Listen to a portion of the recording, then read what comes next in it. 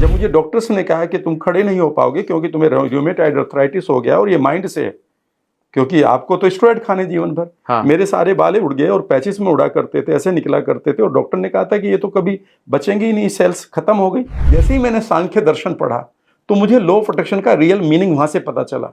Okay. यद्यपि बहुत सारी किताबें बाद में आई, तो हम इंडियंस को एक चीज है कि हम दूसरी किताबों को हम बहुत लाइक करते हैं, न करनी भी चाहिए, हमें किसी को डिस्काउंट नहीं करना। पर जैसे ही मैंने सांख्य दर्शन को पढ़ा उसमें लिखा था कि प्रकृति यानी कि ये जो यूनिवर्सल इंटेलिजेंस है, ये किसी भी, ये हर चीज का रॉ मटेरियल है। ये सब चीजें यहीं से आई और यहीं पर मिल जाएंगी एक दिन। बिल्कुल। अगर आप हार्ट में किसी भी गिल्ट को लिए घूम रहे हैं तो ये आपकी वेगस नर्व को मार रही है।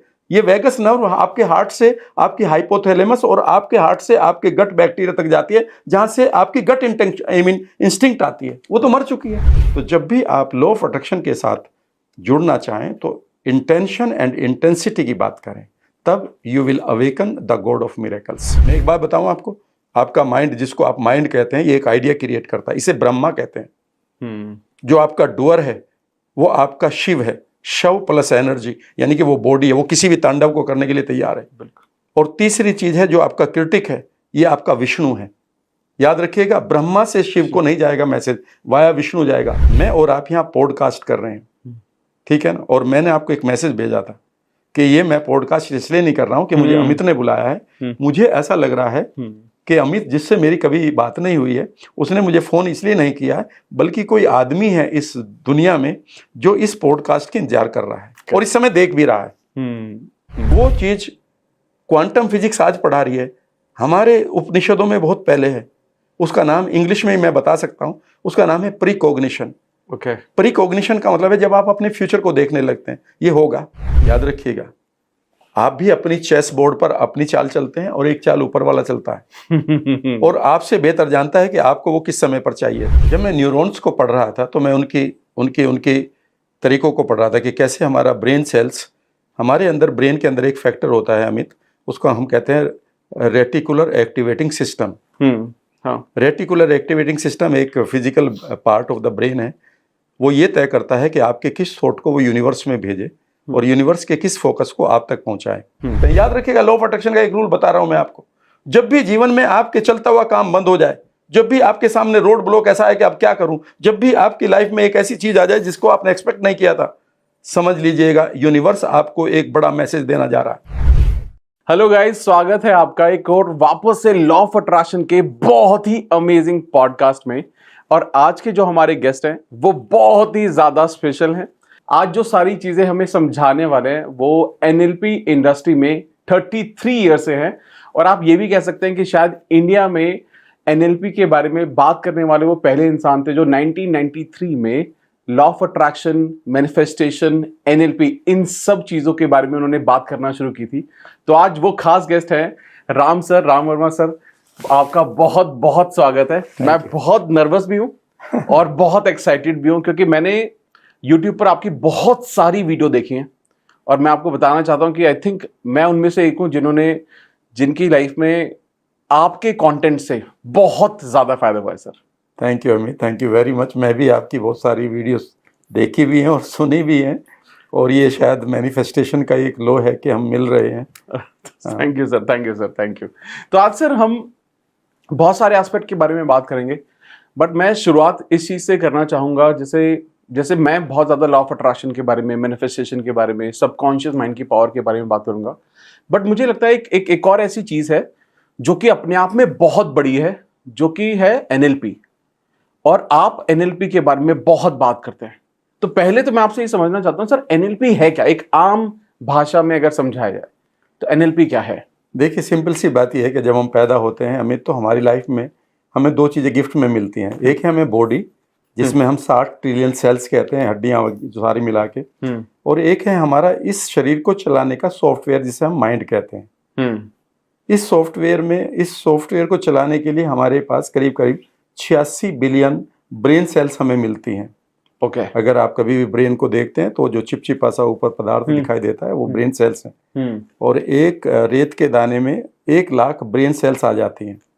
कमाल की बात यह है कि उसके बाद भी ये फिजिकली आपस में टच नहीं करती, यानी कि इनके बीच में एक बैरियर होता है।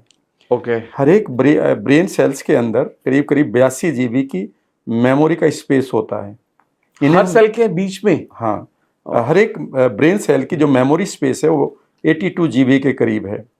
और कमाल की बात यह है कि जब हम कहते हैं ना कि जी उम्र में हम 1% ब्रेन भी यूज़ नहीं करते, तो 1% भी नहीं करते, इससे भी कम नहीं करते हम तो, क्योंकि ब्रेन सेल जैसे ही आप यूज़ करेंगे ये न्यूरोजेनेसिस के द्वारा यानी कि अपने आप को इंक्रीज करने लगती हैं आपके बेनिफिट के लिए।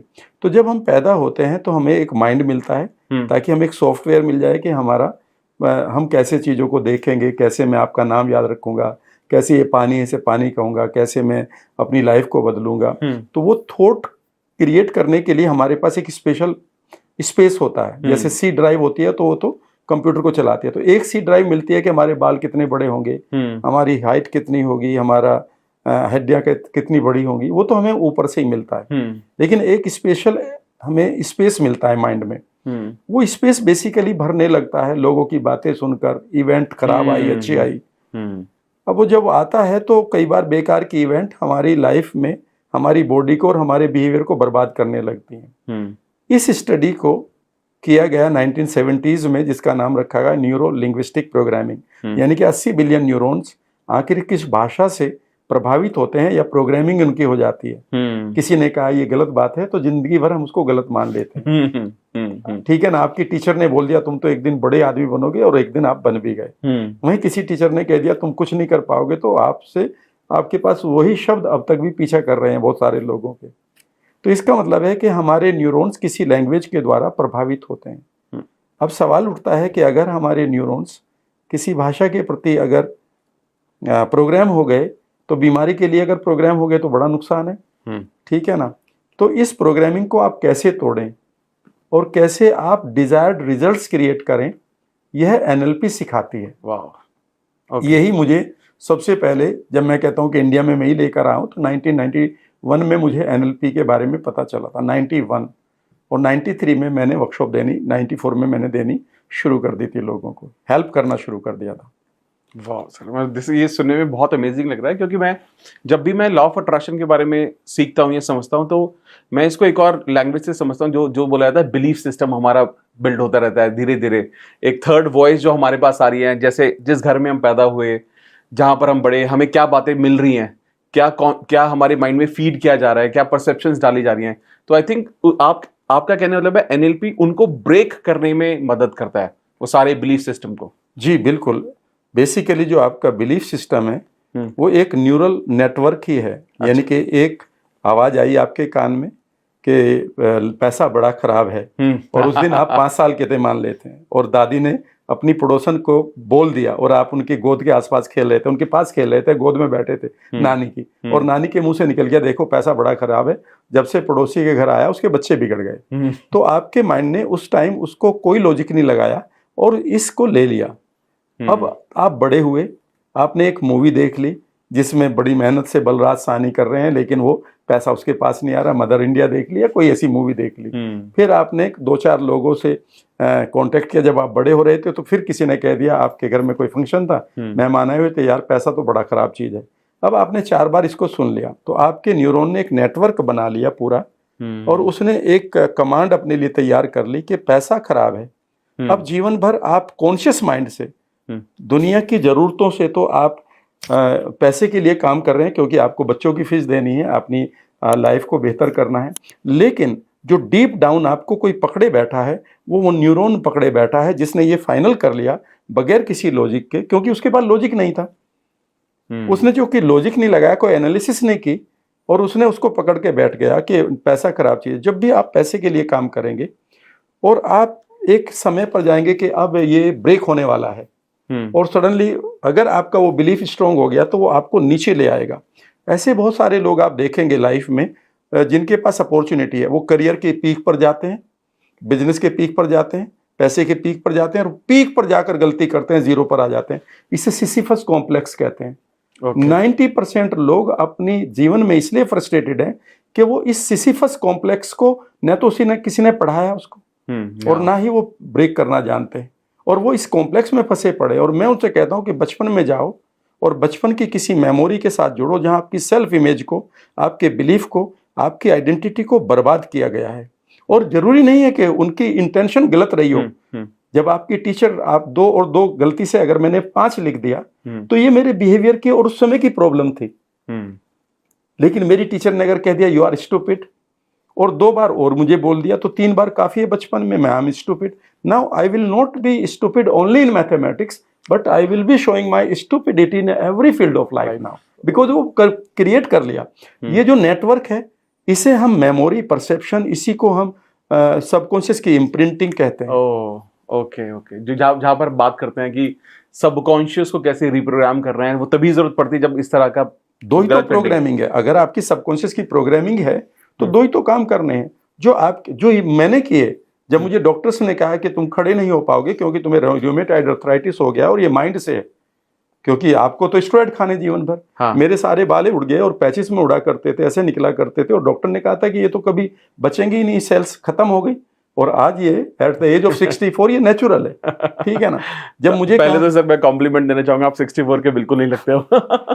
So good, sir. याद रखिएगा ये भी सबकॉन्शियस में ही है, ठीक है ना। Amazing.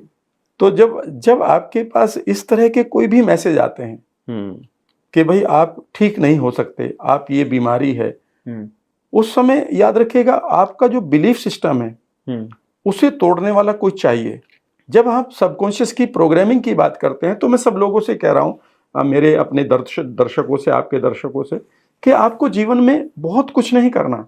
आपके पास जितने नेगेटिव बिलीफ पड़े हैं, नेगेटिव परसेप्शन पड़े हैं, नेगेटिव मेमोरी पड़ी है, नेगेटिव पेनफुल ब्रेकअप्स पड़े हैं, एब्यूज पड़ी है, गिल्ट पड़ी है, अपराध बोध पड़ा है, उन्हें तो आप इरेज कर लें एनएलपी टेक्निक से जो मैं कराता हूं। और उनकी जगह अब आप बढ़िया चीजों को इम्प्लांट कर दें कि आपके जीवन में लंबी उम्र हो, आपके बढ़िया से रिश्ते हों, जीवन में आपके खूबसूरत लोग लाइफ में आए, पैसा आपके पास आए और आप देश विदेश में घूमें, और इतना ही तो करना है। Correct correct correct correct, amazing sir.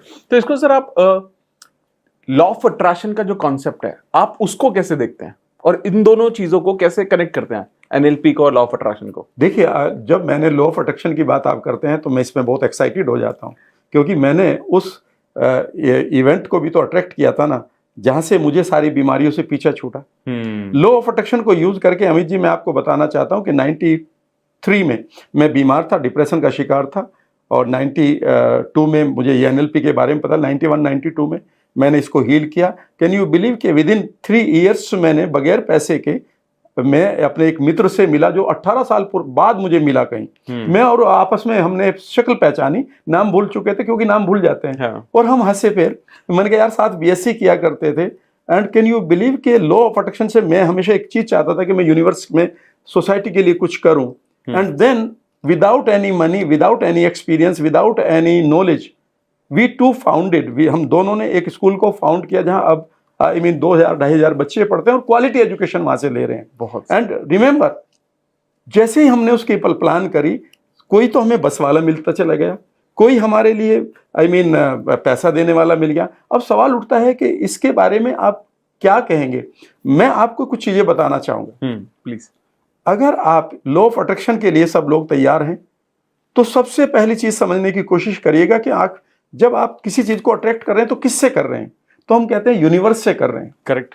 जब मैंने इस यूनिवर्स को पढ़ना शुरू किया तो मेरी लाइफ में एक वर्ड आया जिसका नाम था monistic theory. Monistic theory, MONISTIC, monistic theory. मैंने इसके बारे में पढ़ना शुरू किया कि मोनिस्टिक थ्योरी क्या है। तो उन्होंने बताया कि 1 in all and all in one, ये एक सिद्धांत चलता है कि हर चीज में एक पदार्थ अवेलेबल है और उसे एक पदार्थ में सब कुछ। और फिर मैंने पढ़ा जैसे ही अपनी भारतीय संस्कृति के वेदांत को, तो पाया कि वो तो अद्वैत सिद्धांत है। और वहां से मुझे पता चला कि यूनिवर्स की जो एनर्जी है, ऊर्जा, जिसे हम गॉड का नाम देते हैं, यूनिवर्सल इंटेलिजेंस कहते हैं, मैंने उसके गुणों को पढ़ना शुरू किया और मुझे पता चला कि हमारे इस समय जब हम बात कर रहे हैं, हर चीज के अंदर एक पदार्थ है जो इनविजिबल है। इसे लॉ ऑफ अट्रैक्शन के पहले चैप्टर में ईथर का नाम दिया गया, लेकिन उसके परे की चीज है। उन्होंने कहा है कि ये बेसिकली यह सबस्टेंस, इसकी अपनी एक प्रोग्रामिंग है। आम का पेड़ आम की तरह बिहेव करेगा, आम का बीज, उसके कहीं पेड़ नहीं था, उस बीज में एक छोटे से दाने में आपका वट वृक्ष निकल आता है, पूरा का पूरा बड़ का पेड़ निकल आता है। बीज कितना है, सरसों के दाने जितना, उसके अंदर कहाँ थी वो सब चीजें, याद रखिएगा। वो सब यूनिवर्स उसे दे रहा है, क्योंकि ये जो मिरेकल सबस्टेंस इसको कहा गया है, गॉड कहा गया है, यूनिवर्सल डायनामिक इंटेलिजेंस कही गई है, इसके अंदर सारी प्रोग्रामिंग है। दूसरी बात, जैसे ही मैंने सांख्य दर्शन पढ़ा तो मुझे लॉ ऑफ अट्रैक्शन का रियल मीनिंग वहां से पता चला। ओके। यद्यपि बहुत सारी किताबें बाद हमें आई, तो हम इंडियंस को एक चीज है कि हम दूसरी किताबों को हम बहुत लाइक करते हैं, न करनी भी चाहिए, हमें किसी को डिस्काउंट नहीं करना। पर जैसे ही मैंने सांख्य दर्शन को पढ़ा उसमें लिखा था कि प्रकृति यानी कि ये जो यूनिवर्सल इंटेलिजेंस है, ये किसी भी, ये हर चीज का रॉ मटेरियल है। ये सब चीजें यहीं से आई और यहीं पर मिल जाएंगी एक दिन। बिल्कुल। लेकिन कमाल की बात यह है कि ये हर चीज का रॉ मटेरियल जरूर है, पर ये खुद तैयार नहीं कर सकते। यानी कि ये माइक खुद तैयार नहीं हुआ, इसे किसी क्रिएटर की आवश्यकता पड़ी। इस क्रिएटर को सांख्य दर्शन में पुरुष कहा गया है। पुरुष का मतलब जेंडर नहीं है। ओके। दोज हु क्रिएट, जिनके अंदर एक जज्बा है कुछ क्रिएट करने का, चाहे वो इवेंट को क्रिएट करें, चाहे वो सिचुएशन को क्रिएट करें, चाहे वो किसी प्रोडक्ट को क्रिएट करें, कि चाहे वो एक बिलीफ सिस्टम को क्रिएट करें। याद रखिएगा, ये प्रकृति, यानी कि प्रकृति का मतलब है कृति से पहले, यानी कि ये एनर्जी हमेशा उसके साथ खड़ी होती है। तो लॉ ऑफ अट्रैक्शन बहुत आसान है, बशर्ते कि आप एक पुरुष का रोल निभाएं। पुरुष का मतलब यहाँ जेंडर नहीं, क्रिएटर का मतलब है। You create a belief, you create an identity, you create a purpose, you create a magic, and immediately जो प्रकृति है वो एकदम से कृति में बदलने के लिए तैयार हो जाती है और आपको उन लोगों से मिला देती है, उन सिचुएशन से मिला देती है, उन अवसरों से मिला देती है, उन देशों में आप चले जाते हो पता नहीं बगैर किसी कारण कि जहां पर आपका इंतजार हो रहा है। वाह, ये तो सुनने में इतना लग रहा है, मेस्मराइजिंग लग रहा है। क्योंकि कई बार एक्चुअली में ऐसा होता है कि जैसे हमने भी लॉ ऑफ अट्रैक्शन के बारे में जानना शुरू किया, वो सारे फॉरेन ऑथर की किताबें पढ़ी, बट जिन किताबों के बारे में आपने बताया, जिन ग्रंथों के बारे में आप जो बात कर रहे हैं, ये शायद हमने उतने फोकस होकर हमने नहीं पढ़ा। आई एम श्योर आज सभी लोगों के लिए बहुत नॉलेजेबल भी होगा जानना कि अगर हमें इसका ओरिजिन इंडियन ओरिजिन से समझना है तो वो कैसे समझा जा सकता है। जैसे आई थिंक हम पहले बात भी कर रहे थे कि लॉ ऑफ अट्रैक्शन का जो बिगिनिंग है वो उन किताबों में दिया गया है। लॉ ऑफ अट्रैक्शन और मैनिफेस्टेशन के जो प्रोसेसेस है, इस पर आप और रोशनी डालना चाहेंगे कि? हाँ बिल्कुल, आप बताइए प्लीज। मैं पिछले करीब 2 सालों से 3 सालों से जब मैंने पूरा इसको स्टडी किया, और मैं आपको फैक्ट बता रहा हूँ, दिल खोल के बता रहा हूँ, और मैं किसी की बुराई भी नहीं कर रहा हूँ, मैंने आज तक वो किताब नहीं पढ़ी जिसका सब जिक्र करते हैं। अच्छा। ये मैं ऑनेस्टली बता रहा हूँ, मैंने सिर्फ और सिर्फ इंडियन कॉन्टेक्स्ट को समझा है। और क्यों आखिर मेरे घर में हल की पूजा होती है, लाठी की पूजा होती थी, क्यों आपके घर में अनाज की पूजा होती थी जब अनाज उठ के आता था, क्यों एक शेफ जो एक 5 स्टार होटल का है, मैंने उसको डायरेक्टली देखा है कि कैसे वो पूजा करता है खाने की। मैंने अपने घर में देखा है कि जब बारात आती थी तो एक भंडारे में खाने की पूजा होती थी। जब मैंने इस कॉन्सेप्ट को समझा तो पाया कि हम वस्तुओं के साथ अपना कम्युनिकेशन करते हैं। जब हमारे डिफेंस मिनिस्टर राजनाथ सिंह जी गए और उन्होंने वहाँ ओम लिखा और उस प्लेन की, राफेल की उन्होंने पूजा की, याद रखिएगा आपका हर कम्युनिकेशन कहीं ना कहीं जा रहा है। अगर आप क्वांटम फिजिक्स को भी समझ ले, जो मॉडर्न साइंस आई जिस पे 2022 में नोबेल प्राइज भी मिला है, वो भी तो ये कह रहे हैं कि मैं एक आदमी हूं, ये एक मटेरियल है, मटेरियल के परे एक मॉलिक्यूल है, मॉलिक्यूल के परे एटम है, और एटम के परे इलेक्ट्रॉन है, और इलेक्ट्रॉन याद रखिएगा सिर्फ एक एनर्जी है। मैं एक पुरुष हूं, पुरुष का मतलब है मैं मॉलिक्यूल हूं, मॉलिक्यूल का मतलब मैं टिश्यू हूं, टिश्यू का मतलब सेल हूं, और सेल के परे एटम हूं, और एटम के परे वही इलेक्ट्रॉन यानी एनर्जी हूं। यानी कि हम एक लेवल पर एक ही हैं। तो अगर आप इसको समझना चाहते हैं, जब मैं 2.5 साल से मैंने एक कोर्स को लॉन्च किया और मैंने किताब दी जो यूजुअली फ्री में दे रहा हूं। करीब 1 लाख से ज्यादा लोगों ने उस किताब को डाउनलोड किया है और 3 लैंग्वेज में। उसका नाम था चमत्कार के देवताओं को कैसे जागृत करें, how to awaken the god of miracles. यानी कि आप अपने जीवन में मिरेकल्स को कैसे लाएं। तो मोनिस्टिक थ्योरी की मैं बात कर रहा था, उन्होंने कहा कि ये सारी की सारी थ्योरी हम 200 साल से अप्लाई कर रहे हैं। पिछले 50 सालों से ये पॉपुलर हुई है, लेकिन ये 3000 साल पुरानी इंडियन टेक्निक है। समझ गए? तो उसमें सबसे पहली चीज ये होता है कि आप अगर किसी चीज को अट्रैक्ट करना चाहते हैं तो पहली तो बात है, लॉ ऑफ अट्रैक्शन एक सुई की तरह नहीं है कि किसी को भी चुभाएंगे तो वो क्वालिफाई नहीं करना है, वो खून निकलेगा ही निकलेगा।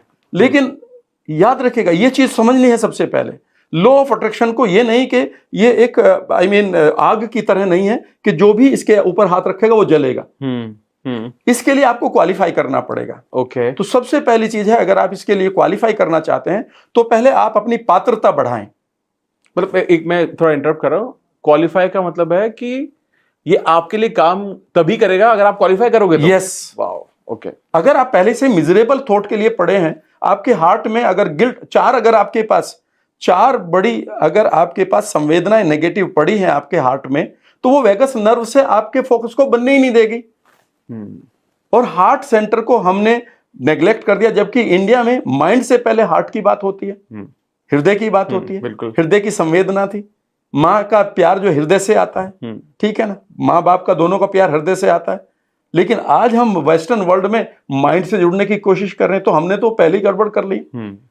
क्योंकि हमें ये चाहिए कि अगर किताब में इंग्लिश लिखा हुआ और कोई नाम वहां पर ऐसा है जो बाहर का है, तो ऐसा लगता है कि यही सब कुछ जानता है, ये ज्यादा जानता है, ये ज्यादा जानता है। With due respect to everybody, I am not ऐसा नहीं कि मैं किसी को डिस्काउंट कर रहा साहब है, बट याद रखिएगा, अगर आपके हृदय में, आपके हार्ट में अपराध बोध है, अगर आप हार्ट में किसी भी गिल्ट को लिए घूम रहे हैं, तो ये आपकी वेगस नर्व को मार रही है। ये वेगस नर्व आपके हार्ट से आपकी हाइपोथैलेमस और आपके हार्ट से आपके गट बैक्टीरिया तक जाती है, जहां से आपकी गट इंस्टिंक्ट आती है, वो तो मर चुकी है। अगर आपके पास एक नंबर है गिल्ट, दूसरा है रिवेंज। आपके पास गुस्सा भरा पड़ा है कि मैं उससे बदला लूंगा, और ये अब आप कभी भी लॉ ऑफ अट्रैक्शन को अप्लाई नहीं कर सकते, क्योंकि आप एंटी यूनिवर्सल हो गए। यूनिवर्स में कभी बदला नहीं है। आपने किसी पेड़ को पत्थर मारा, अगली बार उसने आपको नहीं चेक किया कि आप मेरा फल नहीं खा सकते या तुम्हारे लिए मेरा आम कड़वा होगा, नहीं। लेकिन ये आदमी के साथ है। तीसरा है, आपके पास कोई वहां पर जेलसी नहीं होनी चाहिए, ईर्ष्या नहीं होनी चाहिए। आपके पास वहां पर कोई भी एब्यूज नहीं होनी चाहिए।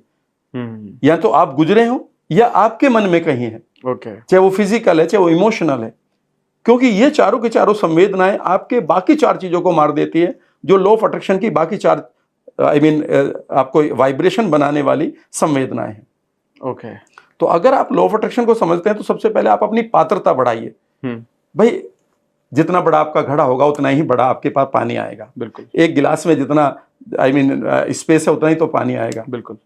कई बार अगर मेरे पास जगह ही नहीं है, तो अगर आपको कभी भी लॉ ऑफ अट्रैक्शन समझना, तो पहला रूल क्लियर कर लीजिएगा। वो रूल ये है कि आपको लॉ ऑफ एम्प्टीनेस को लागू करना होगा। लॉ ऑफ एम्प्टीनेस का मतलब है कि अपने हृदय से बेकार की मिजरेबल कंडीशंस को निकाल दीजिएगा। किसी को गाली देने को मन कर रहा है, किसी को आप हेट कमेंट करते हैं, किसी के प्रति आप गलत सोचते हैं, खुद के प्रति आपका प्यार नहीं है। जब आपके एक बाल्टी पानी में अमित 1 ड्रॉप ऑफ यूरिन बर्बाद करने के लिए काफी रहती है ना। बिल्कुल। बस यही इस नेगेटिविटी का सबसे बड़ा काम है। अगर आपके पास ये सारी चीजें हैं, तो फिर आपके लिए लॉ ऑफ अट्रैक्शन काम नहीं करेगा। फिर 4 चीजें कौन सी चाहिए उनको भी मैं बता सकता हूँ। बिल्कुल, प्लीज बताइए। पहली चीज है कि आप सबसे पहले फॉरगिवनेस। आप फॉरगिव अपने आप को। मेरे एक मेंटोर कहा करते थे कि आदमी मैच्योर उस दिन होता है जिस दिन वो अपने परिवार को फॉरगिव करता है, भले ही वो कॉन्शियसली कहता रहे, ठीक है ना। वहां पर उसकी कहीं ना कहीं नाराजगी होती है कि it should have been like this, my father could have done this thing, my mother could have done this thing, my wife could have done this thing. तो उन्होंने कहा कि फॉरगिव दूसरों को नहीं, पहले तो अपने आप को ही कर लो। दूसरा है, जब आप फॉरगिवनेस को करते हैं तो पहली बार आपका हार्ट रिलीज करता है कुछ इमोशंस को। दूसरा है, फिर आप कंपैशन एंड लव, फिर अब आप थोड़ा सा उसकी जगह भरिए प्यार को, कंपैशन को, स्नेह को, करुणा को। जब आप करुणा को भरते हैं तो आप पहली बार यूनिवर्सल इंसान कहलाने के हकदार होते हैं, क्योंकि यूनिवर्स में आपको ये सब यही गुण मिलेंगे। और तीसरी चीज है, फिर अबंडेंस देखना शुरू करें। अबंडेंस का मतलब है कि जो अधिकता है इस यूनिवर्स में, दोनों ही चीज आपको अधिकता में मिलेंगे। बीमारी भी अधिकतम है तो सेहत भी अधिकतम है। बिल्कुल। पैसा भी अधिकतम है तो गरीबी भी अधिकतम है। टूटते हुए रिश्ते भी अधिकतम है। आप देख रहे हो 10 में से 8 रिश्ते नहीं चल रहे। वहीं पर आपके पास रिश्तों की भी अधिकता है। लोग दुखी भी एक तरफ हैं तो आप सुखी भी आप देख सकते हैं। अमीरी है तो गरीबी भी है। ये तो आपके ऊपर है। तो अबंडेंस को देखना शुरू करें, वो भी पॉजिटिव अबंडेंस। और चौथी चीज है कि आप ग्रेटिट्यूड को महसूस करें। वाह, वेरी गुड। तब आपकी पात्रता बनती है लॉ ऑफ अट्रैक्शन के लिए। ओके। तो पात्रता करने के लिए 4 चीज करेंगे तो वो जो हमारा घड़ा है वो बढ़ेगा और हम एलिजिबल होंगे कि लॉ ऑफ अट्रैक्शन हमारी जिंदगी में काम करेगा।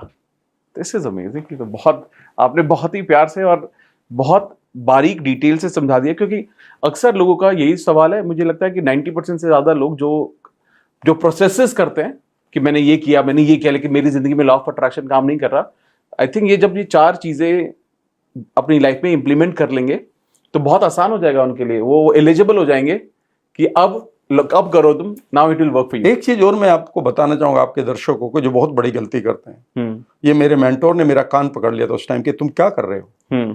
जीवन में कभी मांगना नहीं है यूनिवर्स से। ओके। आपको भिखारी नहीं बनना, सीकर बनना है। सीकर का मतलब है जिज्ञासु बनना है। आपको अपनी जिज्ञासा रखनी है। अगर आप आपके फादर मेले में जा रहे हैं तो आपको मांगना नहीं उनसे कि आप मेरे लिए खिलौना लाइएगा। आप अपनी जिज्ञासा रखिए। लेकिन इस जिज्ञासा के सिर्फ 2 ही गुण हैं। अगर इन 2 गुणों को आप क्वालिफाई कर लेते हैं तो वो यूनिवर्सल फादर आपकी बात सुनेगा। उन 2 गुणों को जब मैंने पकड़ा तो आई वॉज शॉक्ड कि हार्ट मैथ इंस्टीट्यूट है कैलिफोर्निया में, उन्होंने उन दोनों चीजों को पकड़ा कि लॉ ऑफ अट्रैक्शन में 2 चीज लोग क्या नहीं कर रहे हैं। 2013 के आसपास की शायद बात है, या 14 या 12 की। एक there is a neuro science का एक इंस्टीट्यूट है कैलिफोर्निया में, उसका नाम है हार्ट मैथ इंस्टीट्यूट। हार्ट और मैथमेटिक्स वाला मैथ। ओके। तो नाम इस तरह से हार्ट मैथ बहुत पॉपुलर है वो। ओके। वहां पर सबसे ज्यादा subconscious law of attraction, intention, healing, इसके ऊपर, या एनर्जी या वाइब्रेशन या फ्रीक्वेंसी, हर फ्रीक्वेंसी में कितनी इंफॉर्मेशन होती है, वो इंफॉर्मेशन कैसे जाती है, इन चीजों के ऊपर काम होता है। वहां पर इवन टेलीकिनेसिस भी होती है। ओके। कि कैसे हम किसी भी चीज से बात कर लेते हैं। तो उन्होंने वहां पर एक डॉक्टर है, उनका नाम है ग्लेन रीन। ओके। तो ग्लेन रीन ने एक एक्सपेरिमेंट किया, वो बहुत ही मैजिकल एक्सपेरिमेंट है, मुझे बहुत अच्छा लगा। और मैं कंटेंट पढ़ रहा था डॉक्टर जो डिस्पेंजा के, उन किताबों में ये था। उन्होंने कहा कि उन्होंने एक एक्सपेरिमेंट किया कि उन्होंने 10 हीलर को लिया जो ट्रेंड थे किसी भी इमोशन को क्रिएट करने के लिए। तो उन हीलर्स को उन्होंने लिया कि उन्होंने से कहा कि, और उनके एक गिलास पानी में, और वो पानी भी नॉन आयोनाइज्ड था, यानी कि उसमें करंट नहीं था। ओके। और उसमें ह्यूमन डीएनए को डाला गया। एक बहुत ही साइंटिफिक रिसर्च थी ये। ओके। ह्यूमन डीएनए बेसिकली हर एक थॉट के साथ घूम जाता है, आइदर क्लॉकवाइज और एंटी क्लॉकवाइज, जो ईपीजेनेटिक्स में ब्रूस लिप्टन ने बताया है कि हर एक थॉट से हमारा डीएनए घूम जाता है, जिससे हमारी बीमारियां या सेहत आती है और हमारी जीन ट्रांसफॉर्म हो जाती है। तो उन्होंने कहा कि आपके हाथ, और उनके हाथ में दे दिया वो गिलास। उन्होंने कहा कि इसको पकड़े और अगले 180 सेकंड के लिए आप एक गेम खेलेंगे कि आप पॉजिटिव फीलिंग्स को आप एंजॉय करेंगे। और वो फीलिंग होगी ग्रेटिट्यूड की, वो फीलिंग होगी लव की, वो फीलिंग होगी एम्पावरमेंट की, ऑप्टिमिज्म की, ग्रोथ की, गोल अचीवमेंट की, यानी कि एक लॉ ऑफ अट्रैक्शन या मोटिवेशन के लिए जरूरी है। बस उन्होंने इतना ही करना था। वो ट्रेंड थे 10 के 10 हीलर, उन्होंने हाथ में लिया। उन्होंने कहा कि इस पानी को देखते रहें, इसमें ह्यूमन डीएनए जो आपको दिखाई नहीं देगा। अब उन्होंने इस काम को किया तो 180 सेकंड के बाद उनका सब पानी फिर लैब में भेजा गया चेक करने के लिए। कुछ घंटे दिन लगे होंगे। तो पाया गया कि वो डीएनए में कोई बदलाव नहीं था, क्योंकि डीएनए एक सीडी की तरह होता है, जो गांव की सीडी होती है ना, हाँ। स्ट्रैंड्स होते हैं उसमें। ठीक है ना। उन्होंने कहा कि अब इस एक्सपेरिमेंट को दोबारा करेंगे। तो फिर उनको बुलाया गया, उनसे कहा कि आपको 180 सेकंड के लिए फिर यही पानी अपने हाथ में रखना है और ये इमोशन दोबारा क्रिएट करनी है। और जब ये इमोशन आपकी पीक पर जाए, यानी कि आपके अंदर खूब प्यार, खूब कंपैशन, खूब पैशन, खूब डिसीजन मेकिंग और मोटिवेशन आ जाए, उस समय आप एक इंटेंशन क्रिएट करेंगे कि आपका डीएनए आइदर लेफ्ट साइड में और राइट साइड में, क्लॉकवाइज और एंटी क्लॉकवाइज घूमना चाहिए। ओके। उन्होंने ऐसा ही किया। पानी को चेक किया गया और पाया कि हर एक व्यक्ति का डीएनए जो उनके गिलास में था वो 35% डिग्री तक घूम चुका था। वाह। उन्होंने अब तीसरी बार किया। उन्होंने कहा कि अब एक काम करेंगे कि इस बार आप कोई इमोशन क्रिएट नहीं करेंगे, सिर्फ आप अफर्मेशन करेंगे। यहाँ पर कुछ लोग मुझसे नाराज हो जाएंगे, थोड़ा सा बताऊंगा, फिर भी फायदे के लिए बताना होना जी। उन्होंने कहा कि अब आप कोई इमोशन क्रिएट नहीं करेंगे, you will remain neutral, indifferent. ठीक है ना। आपके कंधे भी ढीले रहेंगे और अब आप कहते रहेंगे मेरा डीएनए घूम रहा है, मेरा डीएनए घूम रहा है, मेरा डीएनए, आइदर लेफ्ट और राइट, क्लॉकवाइज और एंटी क्लॉकवाइज। और उसके बाद पाया गया कि उसमें कुछ नहीं हुआ, कोई चीज नहीं आया। यहाँ से एक चीज आई है कि आपका डीएनए, यानी कि आपका यूनिवर्स में जो थॉट जाएगा वो तब जाएगा जब आपकी इंटेंशन क्लियर हो और आपकी इंटेंशन के साथ एक इंटेंसिटी क्लियर हो। वाह। अगर आपकी इंटेंसिटी बहुत बढ़िया, कई बार आप लोगों से कहेंगे सर आदमी तो इतना बढ़िया था, सबका भला चाहता था, मरा भूखा। भैया मरा भूखा इसलिए कि इंटेंसिटी तो उसके पास थी, पर उसमें इंटेंशन नहीं रखी उसने, वो चाहता क्या है। और एक आदमी को आप ये भी कहेंगे कि सर मैंने तो बहुत सारा एफर्मेशन करा, मेरी लाइफ में कुछ नहीं आई। भाई आप सिर्फ शब्द बोलते रहे, इमोशंस, शब्द तो आप भूल intentions जाते ये सब हैं। डाले नहीं। मैंने कहा ना कि 15 साल बाद तो मैं अपने फ्रेंड का नाम भूल गया हाँ। कि यार नाम क्या है तुम्हारा, क्योंकि नाम तो, आवाज तो भूल ही जाती है, विजुअल से पहले आवाज जाती है, तो अफर्मेशन तो गया काम से। तो जब भी आप लॉ ऑफ अट्रैक्शन के साथ जुड़ना चाहें तो इंटेंशन एंड इंटेंसिटी की बात करें, तब you will awaken the god of miracles. Wow, this is amazing sir. बहुत मतलब मैं भी बहुत चीज़ों को समझने की कोशिश कर रहा हूँ यहाँ पर, क्योंकि जितनी भी चीज़ें मैं भी अपने एक्सपीरियंस में समझाऊँ, आई थिंक ये एक अलग लेवल का थॉट मैं आज आपसे समझने की कोशिश कर रहा हूँ। और ये भी समझ रहा हूँ कि शायद जो हमारी इंटेंशन है और जो इंटेंसिटी है, जिसको हम कभी कभी मैं बात करता हूँ तो इमोशंस के बारे में बात करता हूँ कि वो आपकी एनर्जी में करते हैं, बट जिस तरीके से आपने जो समझाया ये part, I think this is amazing. ये लोगों के लिए आई थिंक इस पूरे पॉडकास्ट का बहुत की पॉइंट होने वाला है, क्योंकि ये लोग मिस कर रहे हैं, क्योंकि लोग एक्टिविटी कर रहे हैं ना, प्रोसेस कर रहे हैं। मैं यही कहता हूँ कि जब यार तुम किसी भी चीज को अट्रैक्ट तो करके देखो। मैंने बताया था ना कि जब मैं बीमार था और मैं कोशिश कर रहा था कि मेरी लाइफ में कोई आना चाहिए, और सडनली एक आदमी मेरे घर पर आया, वो किसी मल्टी लेवल मार्केटिंग को दिखाने कि मेरी ज़िंदगी सुधर जाएगी, मैं बीमार हूँ, और उसने मुझे एनएलपी के बारे में बताया और एक किताब दी। वो किताब उसके पास बाद में भी रही, उससे पहले भी थी, लेकिन दुख की बात यह है, मतलब मैं तो ये कह रहा हूँ कि उस किताब को मैंने 100-125 बार पढ़कर, 150 बार पढ़कर अपनी लाइफ को बदल दिया, और हज़ारों नहीं, अब तो करीब करीब मैं कहता हूँ कि पिछले 4 महीनों में ही मैं एक रिकॉर्ड बना रहा था कि कितने लोगों ने मेरे फ्री सेमिनार को सुना है, तो 58,000 से ज़्यादा मेरी टीम ने बताए जो फ्री सेमिनार मैंने दिए, तो इतने लोगों ने अपनी लाइफ को बदला। लेकिन दुख की बात ये रही कि अभी मुझे करीब कुछ महीनों पहले किसी ने बताया कि जब मैंने पूछा कि भाई मेरठ में वो कैसे हैं, उन्होंने कहा सर उन्होंने कुछ साल पहले अपने 2 बच्चों के साथ और वाइफ के साथ आत्महत्या कर ली, 4 लोगों ने। ये वही आदमी था जिसने एक बड़ी अपॉर्चुनिटी खो दी, क्योंकि उसके पास वही थी सब कुछ चीज़ें, लेकिन वो उस किताब का फ़ायदा नहीं उठा पाया, और जबकि उस किताब को मैंने 2 दिन पढ़कर नहीं खरीद कर अपनी लाइफ को बदल लिया। याद रखिएगा, आपके जीवन में हर पल अपॉर्चुनिटी है, हर पल ये मिरेकल प्रोडक्ट आपके इंतजार कर रहा है कि आप एक पुरुष बनकर सांख्य दर्शन के अनुसार इस कृति को बदल दें, प्रकृति को कृति में ढाल दें।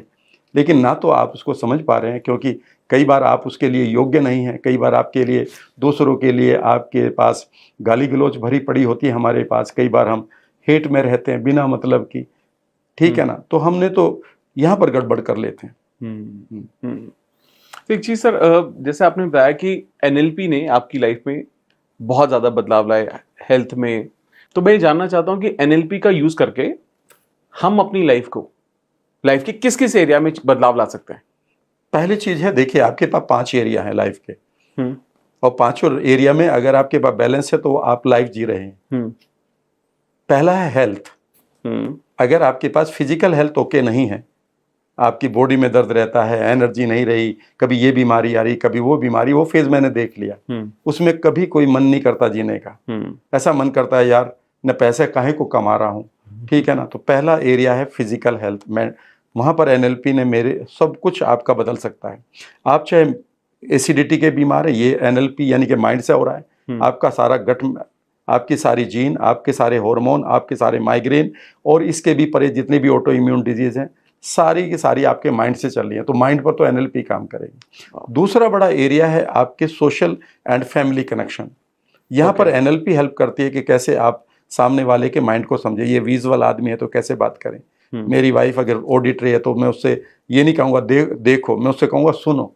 अगर मेरा बच्चा काइनेस्थेटिक मोड का आदमी है तो मैं उससे ये नहीं कहूँगा सुनो, ना मैं ये कहूँगा देखो, नहीं तो चिल्लेगा, यही कहते रहे तो क्या देखूं, उसे मैं कहूँगा फील करो, क्योंकि वो फीलिंग वाला आदमी है। इस तरह से आप अपने रिश्तों को बढ़िया कर सकते हैं। तीसरी चीज है आपका पैसा। याद रखिएगा, all the wealth lies in your mind. Amit, ये तो आप जानते हैं, सारा पैसा आपके दिमाग में पड़ा है। बिल्कुल। अब उस दिमाग को कैसे अलाइन करें। मैं कई बार लोगों से कहता हूं कि जब मैं एनएलपी करता हूं तो मैं कहता हूं कि लॉ ऑफ अट्रैक्शन के लिए तैयार हो जाइए पैसे के लिए, और अपनी सेल्फ इमेज को बनाइए। मैं बनवाता हूं। जब आप ये सेल्फ इमेज बड़ी बनेगी, जिसके पास पैसा आ रहा है, उसे क्वालिफाई करिए, फिर उसे मैं इंटीग्रेट करता हूं आपके माइंड में। पुरानी इमेज को हटाता हूं, पुरानी मेमोरीज को हटाता हूं, पुराने आपके पास एंग्जाइटी पड़ी है उसे आप एनएलपी से हटा सकते हैं। जिसको ये मानते हैं कि एंग्जाइटी जो आज आ गई वो गोलियों से ही हटेगी, नहीं, आप 2 घंटे के अंदर अपनी एंग्जाइटी से बाहर आ सकते हैं। आप अपने पेन को रिलीज कर सकते हैं पूरी तरह से।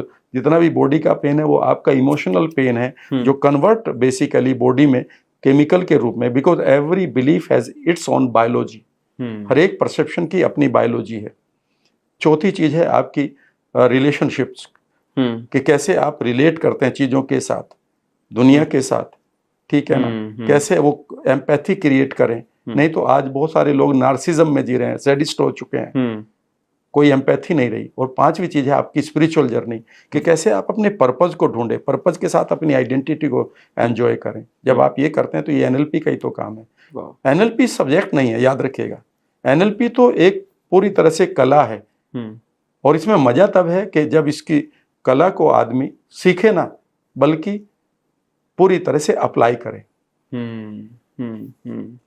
तो इसमें सर जो आपने 5 एस्पेक्ट बताए हैं, क्या इन सब के लिए कोई एक एक हम टेक्निक या टिप बता सकते हैं, सो दैट उनको वो अगर कोई भी इन एरियाज को लाइफ में इंप्रूव करना चाहते हैं, जैसे हेल्थ है, अगर ओवरऑल हेल्थ को इंप्रूव करना चाहते हैं तो उसे क्या करना चाहिए? देखिए 3 चीजें करनी होंगी, ठीक है ना। उन 3 चीजों को अगर मैं यहाँ कराऊंगा तो पूरी वर्कशॉप बन जाएगी। हाँ। लेकिन सब लोग नोट कर लें, 3 या 4 चीज लिखाऊंगा।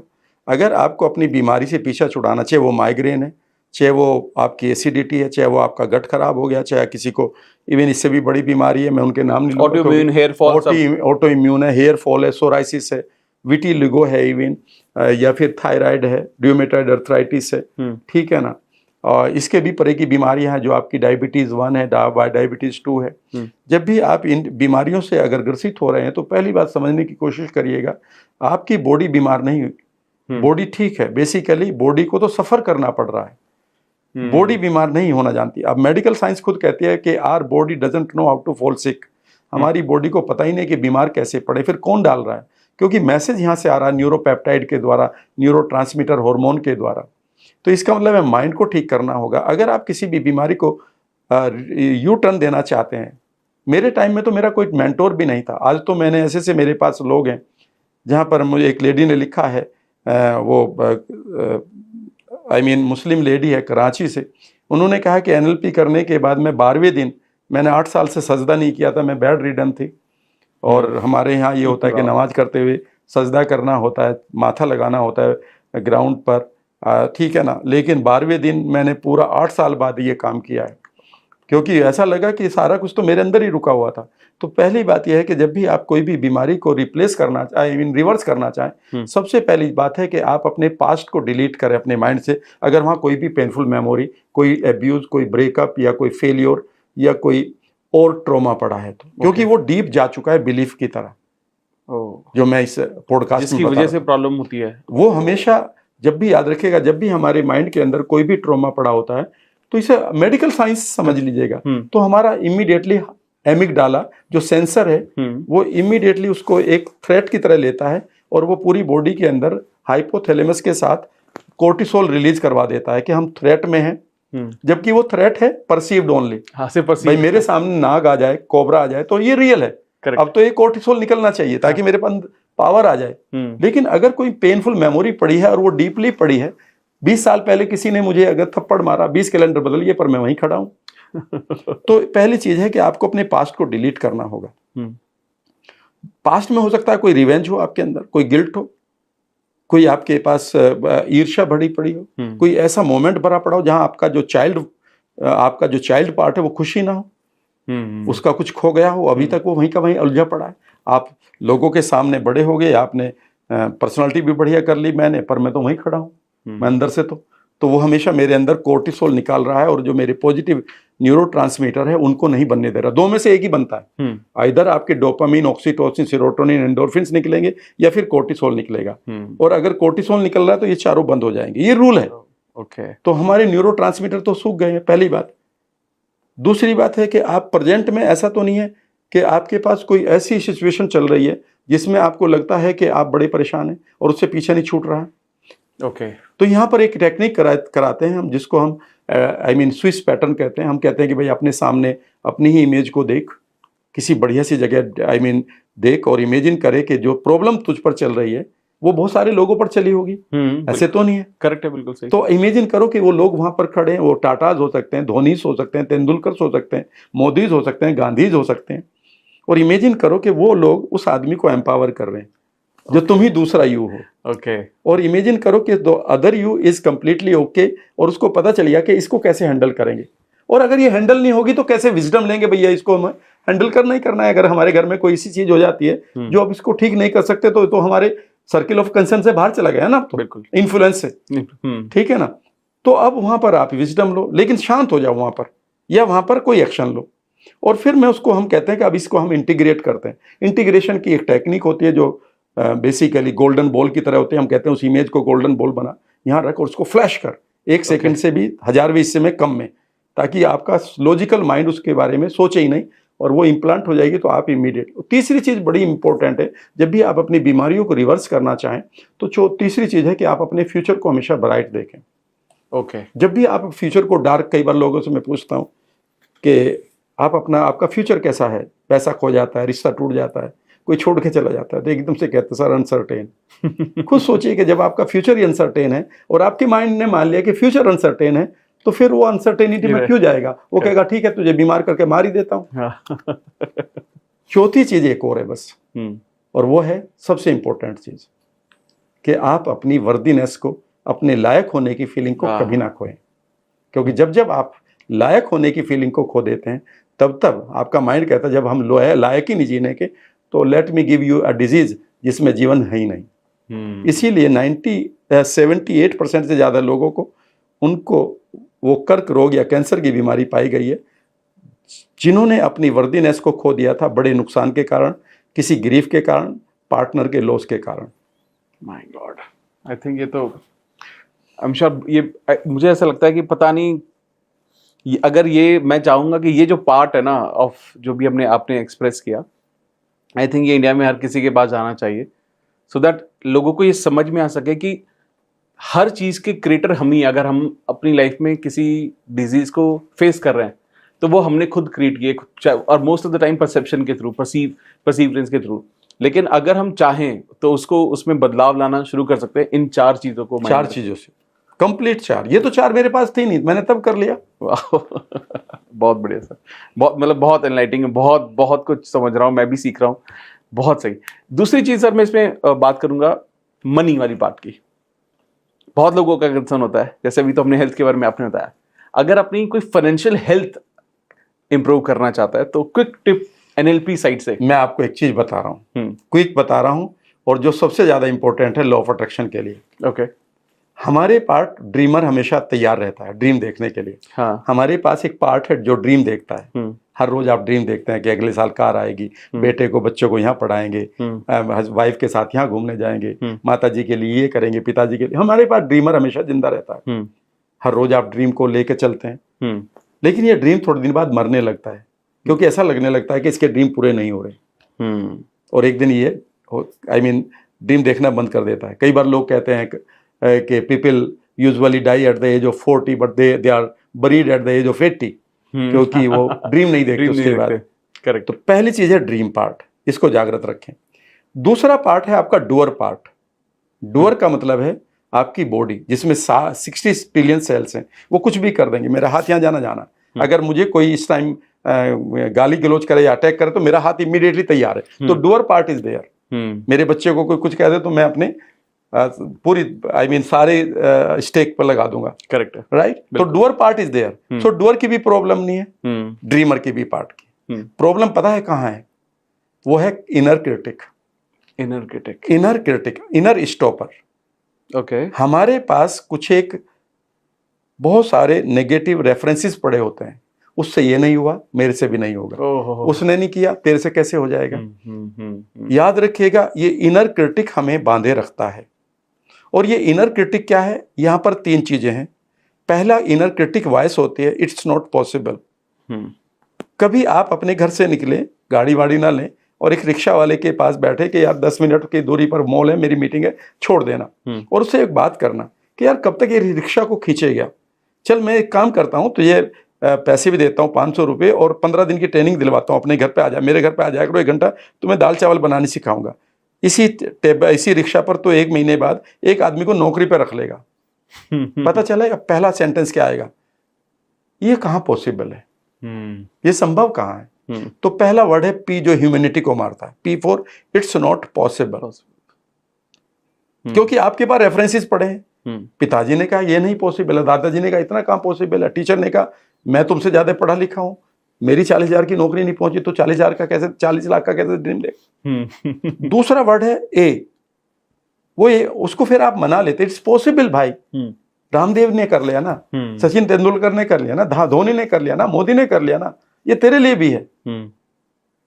ठीक है ना। अगला वर्ड आता है या, it's possible but I am not able.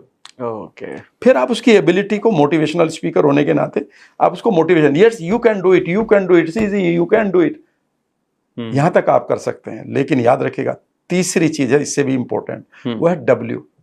वो कहता है ठीक है सर आप मानते हैं it's possible and I am able also but I am not worthy of it. Worthiness जो आपने बोला था, ये मैं इसके लायक नहीं, हम हैं इसका कहाँ लायक। याद रखिएगा, it is where the 98% of the people are killing their dreams. ये है वो इनर क्रिटिक। अगर आप जीवन में किसी भी चीज को अट्रैक्ट करना चाहते हैं तो ड्रीमर को ड्रीम देखने दें, ये उसका काम है। लेकिन याद रखिएगा, बहुत सारे लोग कहते हैं कि ड्रीम देखो एक्शन लो, ये फंडा ही गलत है। इस फंडे को मैं कह रहा हूं ये गलत है। अगर ये इतना इजी होता तो हर आदमी के पास ड्रीम और उसके पास एक्शन लेने की, फिर वो पड़ा क्यों है। याद रखिएगा, यहां से रूट नहीं गुजरता, रूट गुजरता है आपका ड्रीमर, क्रिटिक यानी कि inner stopper to the doer. Basically जो इनर क्रिटिक है वो फादर है, जो इनर स्टॉपर है वो फादर है। ड्रीमर जो है वो आपका बड़ा बेटा, वो कहता है मैं एक फैक्ट्री खोलूंगा। छोटा भाई बेटा है आपका डूअर, वो कहता है हाँ मैं हार्वर्ड से पढ़ के आया हूं, भैया तू फैक्ट्री लगा मैं चला लूंगा, मैंने एमबीए किया। लेकिन बाप बेटा वो कहता मैं तुझे चेक ही नहीं काटूंगा तेरा। तो याद रखिएगा, जब तक आप, मैं एक बात बताऊं आपको, आपका माइंड, जिसको आप माइंड कहते हैं, ये एक आइडिया क्रिएट करता है, इसे ब्रह्मा कहते हैं। जो आपका डूअर है वो आपका शिव है, शव प्लस एनर्जी, यानी कि वो बॉडी है, वो किसी भी तांडव को करने के लिए तैयार है। बिल्कुल। और क्या कर सकता है आपका शरीर, मैं अभी बताता हूं। और तीसरी चीज है जो आपका क्रिटिक है, ये आपका विष्णु है। याद रखिएगा, ब्रह्मा से शिव को नहीं जाएगा मैसेज, वाया विष्णु जाएगा। तो अगर आप जीवन में आगे बढ़ना चाहते हैं, मनी पार्ट को अच्छा करना चाहते हैं, मनी के खूब बढ़िया आप बनाए ड्रीम, उस पे फिर दूर से देखें कि क्रिटिक ये क्या कह रहा है। क्रिटिक कहेगा ये ड्रीम पूरा नहीं होगा, इसलिए जल्दी नहीं उठता, ये झूठ बोलता है, ये कल पे टालता है, उसको बोलने दे। पूरी कम से कम 1 हफ्ते तक उसे बोलने दे, अपने आप को ही देखते हुए कि ये आदमी क्या बोल रहा है अंदर।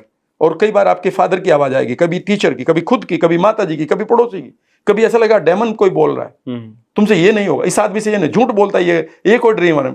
और जब ये खाली हो जाएगा, अब आप अपने ही अंदर तीसरे पार्ट से मिले, और वो है डूअर। और डूअर ये तय करेगा कि ये ड्रीमर ड्रीम नहीं बदलेगा आज, लेकिन जो क्रिटिक है, जो फादर के ऑब्जेक्शन है, इसे मैं हैंडल करूंगा।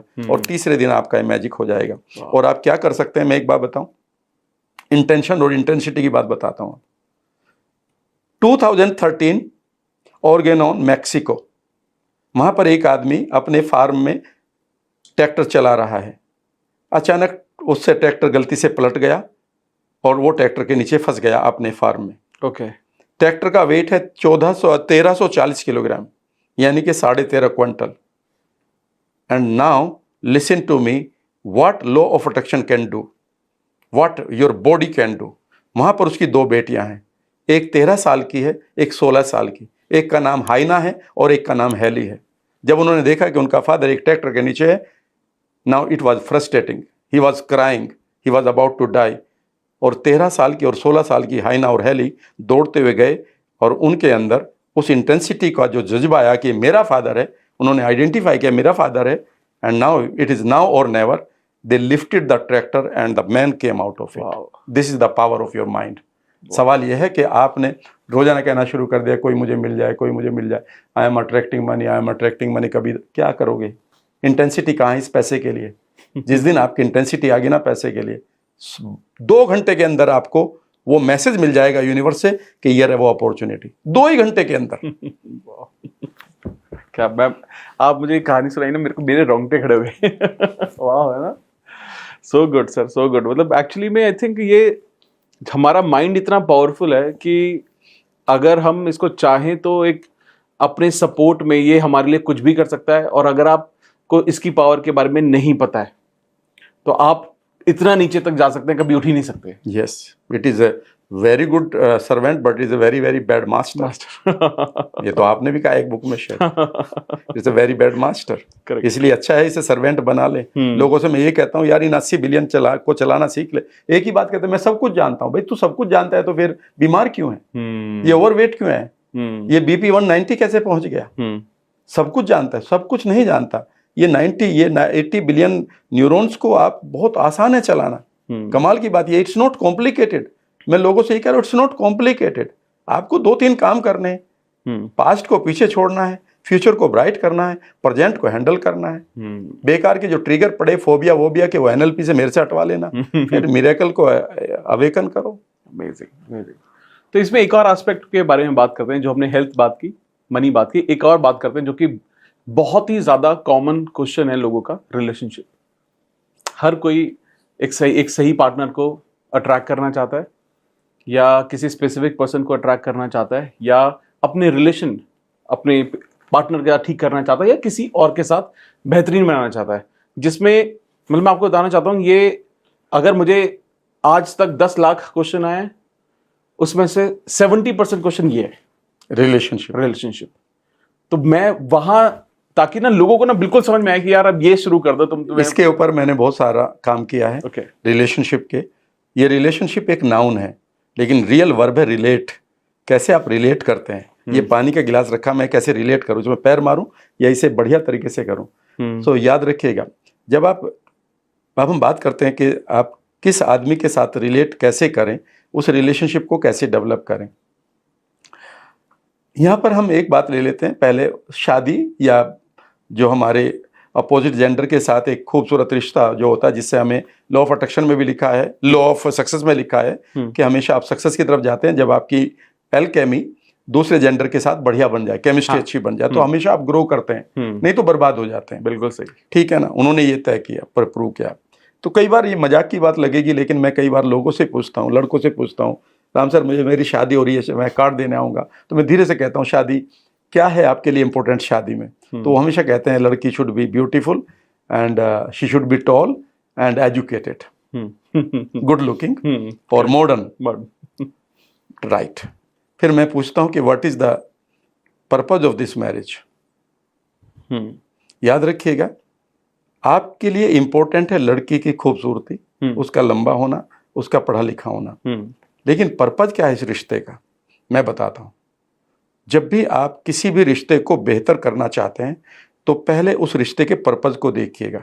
मैं और आप यहाँ पॉडकास्ट कर रहे हैं, ठीक है ना? और मैंने आपको एक मैसेज भेजा था कि ये मैं पॉडकास्ट इसलिए नहीं कर रहा हूँ कि मुझे अमित ने बुलाया है। मुझे ऐसा लग रहा है कि अमित, जिससे मेरी कभी बात नहीं हुई है, उसने मुझे फ़ोन इसलिए नहीं किया है, बल्कि कोई आदमी है इस दुनिया में जो इस पॉडकास्ट के इंतजार कर रहा है और इस समय देख भी रहा है।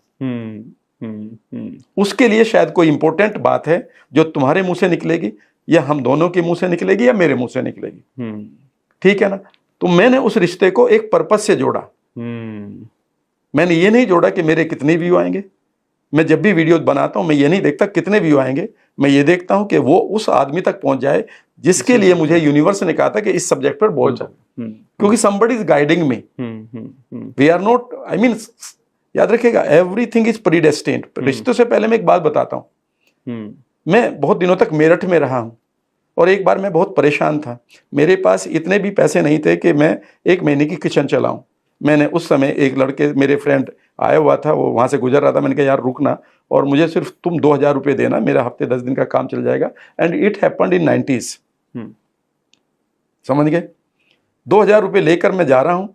वहाँ पर बेगम ब्रिज एक एरिया है, वहाँ से आगे चलता हूँ, बच्चा पार्क की तरफ जाता हूँ, तो वहाँ पर एक दुकान है बहुत बड़ी, आर लाल और लाल डिप बुक।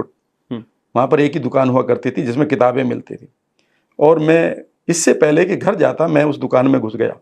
ध्यान से सुनिएगा ना, मेरे पास 2000 रुपये हैं, वो भी मैंने उधार लिया। और किसके लिए लिए? किचन के लिए। और मैं डिप्रेशन में था, एंग्जाइटी में था, ये बीमारियाँ थी। और मैं वहाँ अचानक किताब देखने लगा एंड सडनली एक किताब को मैंने खोला, उस पर लिखा था some invisible forces have brought this book into your hands. कुछ अदृश्य शक्तियों ने इस समय ये किताब आपके हाथ में दी है। उसमें ये सेंटेंस था, मुझे आज भी याद है, लेफ्ट पेज था, नीचे की 2 लाइन में ऊपर वाली लाइन थी, एंड आई बॉट इट।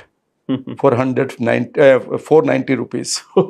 उस किताब को लेकर मैं घर चला गया and that book changed lot of things for me in life. Relationship की बात यह है कि आप उस रिश्ते के पर्पज को देखिए। जब आप शादी करते हैं तो पर्पज यह है कि आप खुश रहें, नंबर एक, आपकी जनरेशन, आपके बच्चे देश के, दुनिया के अच्छे सिटीजन बने, आपकी हार्मनी के कारण लोग आपको रोल मॉडल मानने लगे, आपके पेरेंट्स को एक शांति हो कि मेरे बच्चे दोनों आप ही, ठीक है ना, वो खुश हैं। समाज में आप एक नई ऊर्जा का संचार करें। अब इसमें बताइए कि लड़की का लंबा और गोरा होना जरूरी था क्या? बिल्कुल। समझ गए मेरी बात? बिल्कुल। कहने का मतलब है कि आपको वैल्यूज क्या चाहिए उस रिश्ते में, पर्पज क्या है, आप कौन है। अगर मैं कहता हूं कि ये मेरी वाइफ है, ये तो एक छोटा सा रोल है, वो वाइफ नहीं है, वो मेरी जनरेशन मेकर है। वो मेरी लाइफ का फ्यूचर बिल्डर है। अगर मैं उस आइडेंटिटी से वो लेडी को देखता हूं तो मैं उसकी 100 कमियों को नहीं देखूंगा कि वो कैसे कपड़े पहनती हैं या उस पे पहनने भी आते हैं नहीं आते हैं, वो सिखाए जा सकते हैं। मैं देखता हूं कि वो एक अच्छी पाथ शोअर है, भले ही वो उसकी एजुकेशन 10वीं पास भी नहीं। जब भी मैं किसी रिश्ते में जाता हूं मैं देखता हूं कि इससे हम किस पर्पज को पूरा कर रहे हैं। फिर दूसरी चीज गौण हो जाती है, तभी हम एक दूसरे के साथ ग्रो करते हैं। जब भी आप देखेंगे, आप भी अपने स्पाउस के साथ जब भी मीनिंगफुल बातों पर काम करते हैं, उस दिन का जो दिन होता है वो डिफरेंट होता है। और जब आप सिर्फ छोटी वैल्यूज पर बात करते हैं, ये प्रॉब्लम है, ये ठीक कर लेते हैं, ये प्रॉब्लम के लिए अभी मैं गाड़ी उठाता हूं, तो आप देखते हैं कि कोई बहुत एनर्जी नहीं है। लेकिन जिस टाइम आप बैठे हुए हैं, एक कप कॉफी पी रहे हैं, लेकिन आपने कुछ ऐसी बातें करी कि ये सवाल अगले पॉडकास्ट में हम डालेंगे या डालूंगी, तो वो जो मोमेंट आता है उस टाइम देखेगा कि आप किस तरह से भी है, तो रिलेट करना सीखिएगा, पहली बात। दूसरी बात, रिश्ते को जब भी बेहतर करना चाहते हैं तो 2 वर्ड मैं बता रहा हूं जो मेरे मेंटोर ने बताए थे। प्लीज उन 2 वर्ड्स को अगर आप अपनी लाइफ में अपना लेते हैं तो आप अच्छे से अपने रिश्तों को चला लेंगे। हमेशा हम ये मानते हैं रिश्ते में कि ये मेरी वाइफ है, मैं इसका हस्बैंड हूं, ये मेरे राइट है, ये उसकी ड्यूटी है। मेरे राइट है, मैं कभी तक सोऊं, उसकी ड्यूटी है कि सुबह जल्दी उठकर वो चाय बनाए, पिताजी के पैर छुए, माताजी के का वो सर दबाए, बच्चों के लिए वो खाना बनाए, ये उसकी ड्यूटी है ना। ये कभी रिश्ता नहीं चलेगा। इस रिश्ते को बढ़िया करने के लिए आप उल्टा कर दें, इसके राइट्स क्या हैं? ये भी 11 बजे तक सो सकती है, ये भी अपने लिए पैसा खर्च कर सकती है आपके पॉकेट से निकाल कर, ये भी अपनी फ्रेंड्स के साथ किटी पार्टी खेल सकती है, ये भी अपने मायके जा सकती है, और मेरी ड्यूटी क्या है अब? तो जब भी आप इस रिवर्स गेम को कर देंगे, आप इमीडिएटली एम्पैथी नाम के गुण को अपने जीवन में अपना लेंगे और आप लंबे समय तक चलेंगे। तो हमेशा दूसरे के पॉइंट ऑफ व्यू को देखिए। बहुत सही सर, मतलब आई थिंक ये रिलेशनशिप पर बहुत एक क्रिस्प, और it is all coming from experience. Thank you so much sir. तो मैं बहुत सारी चीजें बारीकी मैंने समझी हैं अभी आपसे। मैं अब एक चीज डीप समझना चाहता हूं आपसे, जो मैनिफेस्टेशन का जो प्रोसेस है, लॉ ऑफ अट्रैक्शन का जो पूरा प्रोसेस है, जो आप बताते हैं 5-6 स्टेप में, 4-5 स्टेप में जो आप बताते हैं, मैं वो समझना चाहता हूं, क्योंकि आपने जब वो मेरे को बताया था तो मैंने उससे इतना ज्यादा रिलेट किया कि मुझे लगा कि यार अगर कोई भी इस प्रोसेस को फॉलो करे, इन सब एस्पेक्ट को समझ ले, तो वो आई थिंक लाइफ में वो कुछ भी मैनिफेस्ट कर सकता है। Yes, very true. तो प्लीज उस पर आप थोड़ा, मैं आपको उसके कुछ बेसिक वर्ड के साथ जोड़ता हूँ। पहली तो बात ये यूनिवर्स जो है, जिसको हम मिरेकल सबस्टेंस कहते हैं, हाँ, इसे ये ऑलरेडी क्वांटम फिजिक्स में इसको इलेक्ट्रॉन्स कहा जाता है। हाँ, और इलेक्ट्रॉन को पहले हमें गलत पढ़ाया गया था बोर्स की थ्योरी में कि वो एक पार्टिकल होता है, जबकि क्वांटम थ्योरी में वो एक वेव मिली है, एनर्जी मिली, वहाँ कोई वो नहीं है, पार्टिकल।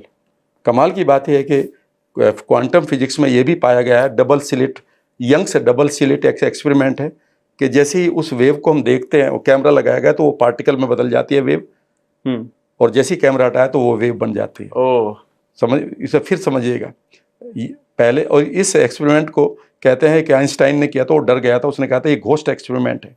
अच्छा। इसका मीनिंग ये है कि जब उन्होंने इस वेव को, जो उस पार्टिकल एटम के अंदर जो वेव थी, उसको जब एक गन से शूट किया और एक स्क्रीन लगाई गई, यंग स्लिट 12वीं क्लास में पढ़ाया जाता है, यंग्स डबल स्लिट एक्सपेरिमेंट, तो वहां पर वो वेव दिखाई गई।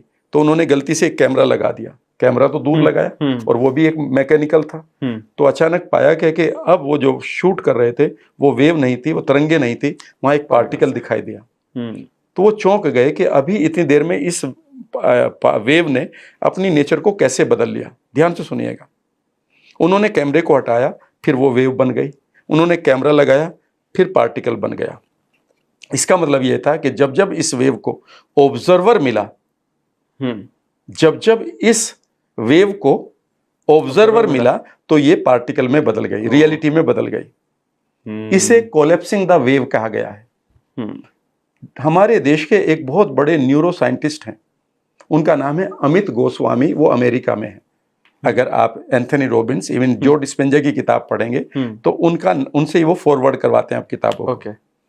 अमित गोस्वामी ये कहते हैं, क्वांटम फिजिक्स के वो टीचर हैं, आई मीन एक्सपर्ट हैं। उन्होंने कहते हैं every time you observe, every time you create a dream, you create the reality, and it is called the quantum event. यानी कि इस समय, याद रखिएगा, इस समय ये जो पॉडकास्ट चल रहा है, यहां से इसका एक रिपल इफेक्ट आएगा, और जो इस समय आपके दिमाग में है, चल रहा है दिल में, कि यार मैं इस पॉडकास्ट पे इस आदमी को लेकर आऊं, और आपकी इंटेंशन अगर वो यूनिवर्सल है, प्योर है, कि किसी का फायदा हो और मेरा भी फायदा हो, ठीक है ना, हम सैक्रिफाइस तो नहीं होंगे ना। बिल्कुल। याद रखिएगा, वो आदमी बैठेगा यहां पर। मुझे भी मालूम है कि यहां से every event, whatever you are observing, it will be fulfilled. इसीलिए जब मैं अब 5 वर्ड आपको दे रहा हूं, आपके पास उस वेव को कोलैप्स करने की पावर है। यह सांख्य दर्शन में लिखा हुआ है कि आप प्रकृति को, कृति से पहले प्रे मीन्स पहले, यानी कि जो चीज अभी बनी नहीं है, वो सिर्फ रॉ मटेरियल है, उसे एक पुरुष चाहिए। और पुरुष का मतलब यहां जेंडर नहीं है, पुरुष का मतलब है कि क्रिएटर होना चाहिए। तो अगर आप कोई भी चीज क्रिएट करना चाहते हैं, बेहतर बिलीफ है, बेहतर आइडेंटिटी, बेहतर पर्पस, बेहतर एक्शन, बेहतर वैल्यूज, बेहतर पॉडकास्ट, बेहतर वीडियो, बेहतर किताब, बेहतर पोयम, बेहतर, इमीडिएटली ये प्रकृति कृति में बदलने के लिए तैयार है। ये आपकी ट्यून पर डांस करने को तैयार है। इसीलिए आप देखेंगे जितनी भी चेंज वर्ल्ड में बदलाव आए हैं, वो क्रिएटर्स ने किए हैं, कंज्यूमर ने नहीं किए। कंज्यूमर तो खाने वाला होता है। पहली चीज है, आपको टेलीपैथी आनी चाहिए। टेलीपैथी का मतलब है जब मैं आपके माइंड से अपने माइंड की बातें बताना शुरू करूं। मैं ये अपने गॉड ऑफ मिरेकल का जो मेरा प्रोग्राम है, सिखाता हूं, और वो फ्री में 2 घंटे की वर्कशॉप है। मेरी वेबसाइट पे पड़ी होती है। वहीं पर मेरी एक किताब भी है जो हिंदी, इंग्लिश और गुजराती में, जिसमें ये टेक्निक बताई गई है। मैं इसका लिंक भी डिस्क्रिप्शन में डाल दूंगा इस पॉडकास्ट के। हाँ, बिल्कुल डाल सकते हैं, वो फ्री में है। और वो हर महीने होती है मेरी वर्कशॉप, फ्री में। आप टेलीपैथी करना सीखिए। मान लेते हैं आपको आज एक ऐसा आदमी चाहिए जो आपको एक नए लेवल पर ले जाए। आप यकीन नहीं करेंगे कि मैं अभी दुबई में गया, एंड जिसके साथ मुझे घूमना था, जो मेरी गाइड बन रही थी, मेरी टीचर स्टूडेंट, उन्होंने कहा कि सर मेरा बच्चा, बहू और मेरे हस्बैंड आ गए हैं। वो तो आई सेड यार मैं तो बोर हो जाऊंगा। And suddenly I got a message, Ram sir are you in Dubai, and I found that somebody is there. I said yes, but who are you? उसने कहा I am your Facebook friend and I am near you, where you are uploading your vlog, and I want to meet you and I want to take you to the places। अब किसी और को मना कर दो कृपया 3 दिन के लिए। and I said यार ये क्या हो गया? और मैं इतना अच्छा एंजॉय किया। मैं सोच रहा था यार बोर होऊंगा, क्योंकि हस्बैंड इनके आ गए अमेरिका से, इनका बेटा, बहू, पोते होते सब आ गए। But the things happen this way. Telepathy का मतलब है कि जब आप कुछ लोगों को अट्रैक्ट करना शुरू करें, ये बहुत आसान तरीका है। आप कभी भी किसी के प्रति कोई भी अगर भावना रखते हैं तो उसमें कभी भी आप सेल्फिश का भाव ना रखें। यानी कि ये नहीं कि वो मुझे आए मैं उसको लूटूंगा, नहीं। अगर मैं आपके साथ मिलूं तो मैं ये सोचूंगा कि इससे हम दोनों मिलकर कुछ ऐसी चीज क्रिएट करें, मेरा भी फायदा, आपका भी फायदा और यूनिवर्स का भी फायदा। तो अब यूनिवर्स आपको सपोर्ट करेगा। टेलीपैथी के द्वारा आप लोगों तक अपना मैसेज भेज सकते हैं। ये मेरे पास असंख्य लोग हैं। एक IAS ऑफिसर ने मुझसे बताया, जो मुंबई में मुझसे ट्रेनिंग लेके गई, she is fan of mine now. उन्होंने कहा कि सर मैं 8 साल से अपनी सिस्टर से नहीं बोली थी, और जैसे ही मैंने आपकी टेलीपैथी वाली वर्कशॉप करी और मैं सिर्फ बैठ गई और मैंने अपने हृदय से कहा कि my divine telepathy is sending my beautiful intention of health, wealth and prosperity to my sister, and मैं देख रही हूँ कि उसके ओरा में मेरे शब्द जा रहे हैं, वाइब्रेशन जा रहे हैं, और वो अब उसे एक्सेप्ट भी करी, उसका ओरा बदल रहा है। फिर मैं उसके कान में, आपके अकॉर्डिंग मैंने उसके कान में बोल रही हूँ, I love you unconditionally, please forgive me, forgive my past, forgive my बातें जो भी है, and I too forgive you. उसने कहा कि राम सर 8 सालों से जिस लेडी ने मुझसे बात नहीं की, मेरे बहन ने, विद इन 24 आवर्स मुझे लगा कि यार एक मैसेज बजा, and is the same name, मैं बहुत देर तक सोचती रही और उसने कहा कि मुझे रात आप याद आए, सपने में दिखाई दी और मैं जो भी बातें हैं मैं भूलना चाहती हूँ, मैं हम दोनों क्या दोबारा में शुरुआत कर सकते हैं, क्यों नहीं कर सकते। दूसरी चीज़ है, अगर आप लॉ ऑफ अट्रैक्शन चाहते हैं तो टेलीपैथी है मैन टू पर्सन, यानी कि उस आदमी को आप अट्रैक्ट करना शुरू करें या उस क्वालिटी के लोगों को। आप कई बार टेलीपैथी पूरे विश्व को भेजें कि मेरे पास एक आइडिया है और इस आइडिया को मैं भेजना चाहता हूं। और आप मास्टरमाइंड इफेक्ट पढ़िएगा कभी, लॉ ऑफ सक्सेस का पहले ही टॉपिक है, 21 साल की उम्र में मैंने पढ़ ली थी वो किताब, law of success, Napoleon Hill की। बहुत बहुत किताब है, ठीक है ना। उसने लिखा है कि आप एक बार अपने मैसेज को ईथर में छोड़िए तो सही, इंटेंशन के साथ, इंटेंसिटी के साथ, वो उन लोगों तक हमेशा पहुंचेगा जो उस काम को पूरा करेंगे। इसी को तो आप ओम शांति ओम का डायलॉग कहते हैं कि पूरी कायनात आपके लिए लग जाती है, या फिर इसको आप ये कह सकते हैं कि ये एल्केमिस्ट का एक डायलॉग है। ठीक है ना। दूसरी चीज है कि आप इसके अलावा दूसरे काम करिए, उसका टेलीपैथी जैसी चीज है, वो है टेलीकिनेसिस। टेलीकिनेसिस का मतलब है जब आप अपना संवाद चीजों के प्रति करते हैं। कई बार आप अपने पेट्रोल से कहते हैं यार जाना वहां है, पेट्रोल कम हो रहा है भगवान, बस जब तक खत्म ना हो, जब तक हमें वहां ना पहुंच जाए या कोई हमें पेट्रोल पंप ना मिल जाए। And it happens the same thing you do, even the writers do it with your pen, with their pen, कि मेरा पेन तब तक राइटर्स ब्लॉक को एक्सपीरियंस नहीं करेगा जब तक कि वो जब तक कि मेरा पेन मेरे हाथ में है। ये बिलीव दे दिया उसको और वो पेन चलता रहता है। That is used. Even chef आपको देखेंगे भंडारे में, लोगों को खाने को हम कहते हैं कि मुझे हमेशा, मैं लोगों को टेलीकिनेसिस कराता हूँ खाने से, कि every time I am eating you, you are giving me lot of energy and you are giving me lot of opportunity also. आप अभी अपनी ड्रेसेस को टेलीकिनेसिस दें, when I am wearing you, you are attracting lot of people and money for me. आप अपनी car को attract करते, आप अपनी कार को टेलीकिनेसिस करते हैं कि आप मेरी फैमिली को सेफ रखें। एक किसान अपने हल को इसीलिए पूछता है दशहरे के दिन। गो टू माई पॉइंट, इसे हम टेलीकिनेसिस कहते हैं। तीसरी चीज इससे भी इंपॉर्टेंट है और वो चीज क्वांटम फिजिक्स आज पढ़ा रही है, हमारे उपनिषदों में बहुत पहले है। उसका नाम इंग्लिश में मैं बता सकता हूं, उसका नाम है प्रीकॉग्निशन। प्रीकॉग्निशन का मतलब है जब आप अपने फ्यूचर को देखने लगते हैं, ये होगा, ये होगा, देख लेना ये ऐसे होगा, ऐसा ऐसा आपकी ऐसा अनच आपकी इमेजेस बदलने लगती हैं। याद रखिएगा, इस समय समझ लीजिएगा कि कुछ ना कुछ स्पेशल होने जा रहा है, यूनिवर्स आपसे कुछ कहने जा रहा है। और अगर यूनिवर्स की बात चलेंगे तो चौथी चीज इससे भी इंपॉर्टेंट है और वो है आपकी ESP, एक्स्ट्रा सेंसरी परसेप्शन। कि अचानक आप सुबह उठे और आप बेचैन से हैं। कई बार लोग कहते हैं क्या हो रहा है अमित, आप कहेंगे नहीं कुछ नहीं। आपकी वाइफ ने कहा अमित कुछ, यू आर नॉट कंफर्टेबल, नहीं नहीं ठीक नहीं, अचानक। और फिर एकदम से एक आवाज आती है, मान लेते हैं आपकी वाइफ की, ऐसे ही होता, सुनो अरे एक खबर आई है, और आप पहले ही कह देते मुझे मालूम था, कुछ लग ही रहा था, मुझे लग रहा था। इसे हम एक्स्ट्रा सेंसरी परसेप्शन कहते हैं। याद रखिएगा, याद रखिएगा, ये लेडीज को और बच्चों को खूब होती है, और उन लोगों को भी जो ड्रग्स या सब्सटेंस का नशा नहीं करते, जैसे दारू, गुटखा, ओवर ईटिंग या फिर ड्रग्स नहीं लेते हैं, उनको ये होता है। और इसमें क्लेयरवॉयंस होती है। क्लेयरवॉयंस का मतलब है जब आप किसी घटना को, पास्ट की घटना को प्रीकॉग्निशन करते हैं। ये तो फ्यूचर का था, ये पास्ट को, यार उस दिन मेरा एक्सीडेंट हुआ था, उस दिन तो मैं बड़ा दुखी हुआ था, यार मैं अनलक्की हूँ, लेकिन यार उस दिन तो अगर वो एक्सीडेंट ना होता तो। अभी बताऊँ, आज 18 तारीख है, ठीक है ना, मेरा 19 तारीख को दुबई जाने का टिकट प्लान था। और मैं एक आदमी पर नाराज हो रहा था कि यार मुझे चलते क्यों नहीं है, 4 महीने में जाता जरूर हूँ वहां पर, ऐसे ही घूमने के लिए। एंड सडनली आई फाउंड यार हाउ लक्की आई एम, मैं वहां जाके करता क्या इस वक्त न वहां खाना मिलता, न वहां पर शिवर चौक हो चुके होंगे सारे होटल्स के, it would have been help for me. ठीक है ना। तो प्रीकॉग्निशन का मतलब है जो इवेंट आपसे बचाई गई है, जब आप पता करते हैं यार ये तो मेरे लिए बहुत फायदे में हुआ, ठीक है ना। और इसमें आप पता भी ये भी कर सकते हैं कि आप यूनिवर्स आपको लॉ ऑफ अट्रैक्शन के लिए कुछ मैसेज भी भेज रहा है, इसके भी तरीके हैं। ओके, मतलब कि मैं अपनी मैनिफेस्टेशन की जर्नी में सही रास्ते पर जा रहा हूँ नहीं जा रहा हूँ। हाँ, ओके, कैसे चलता है वो? जब भी आप लॉ ऑफ अट्रैक्शन के लिए अपने सबकॉन्शियस को काम देंगे, तो अगर वो आपकी इंटेंसिटी और इंटेंशन सिंक्रोनाइज्ड हो गई है, तो अब आपको याद रखिएगा, एक वर्ड मैं आपको दे रहा हूं, उसे कभी गूगल करिएगा। ओके, उस वर्ड का नाम है synchronicity. Synchronicity, okay, synchronicity, okay.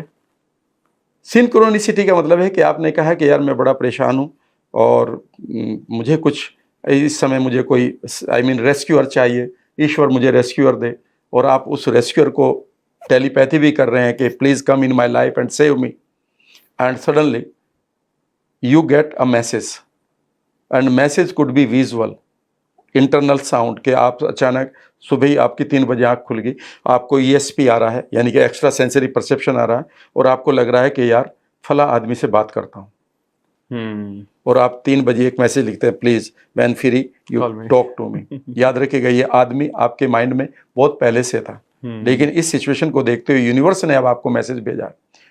आप परेशान हैं, सब कुछ आपका खो गया है। मैं अगर आप एक कहानी पढ़ते हैं, लॉ ऑफ सक्सेस में मैं पढ़ा करता हूँ, उस कहानी को बहुत बात बताया करता था, क्योंकि मैं मोटिवेशन की ज़्यादा बातें नहीं करता हूँ, मैं ट्रांसफॉर्मेशन की करता हूँ। तो एक आदमी ने कहा कि उसका सब कुछ बर्बाद हो गया, तो एक छोटी सी पहाड़ी पर गया, पहाड़ी नहीं थी, प्लेन ही था, उसने गाड़ी की, और उसके बाद नीचे एक खाई थी, झरना टाइप था, जहाँ से उसको छलांग लगानी थी मरने के लिए।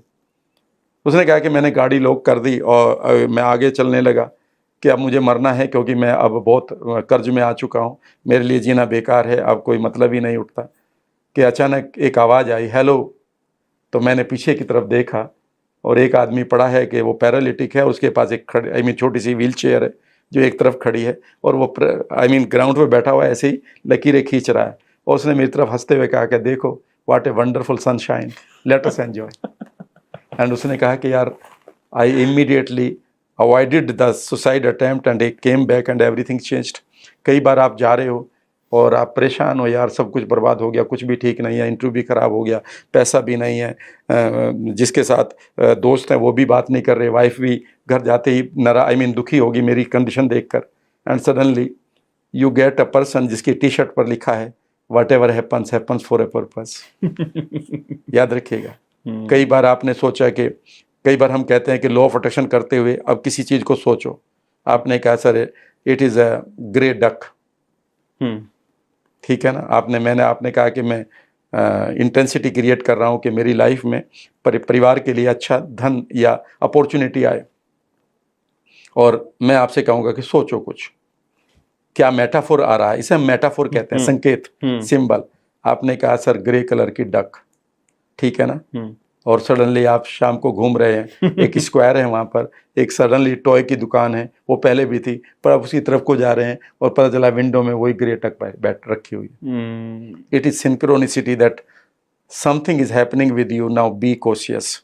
और यहाँ पर अलग भी मैसेज मिलेंगे, यहाँ पर आपको एक मैसेज मिलेगा यूनिवर्स का, वो ये है, receive the reward now, RR।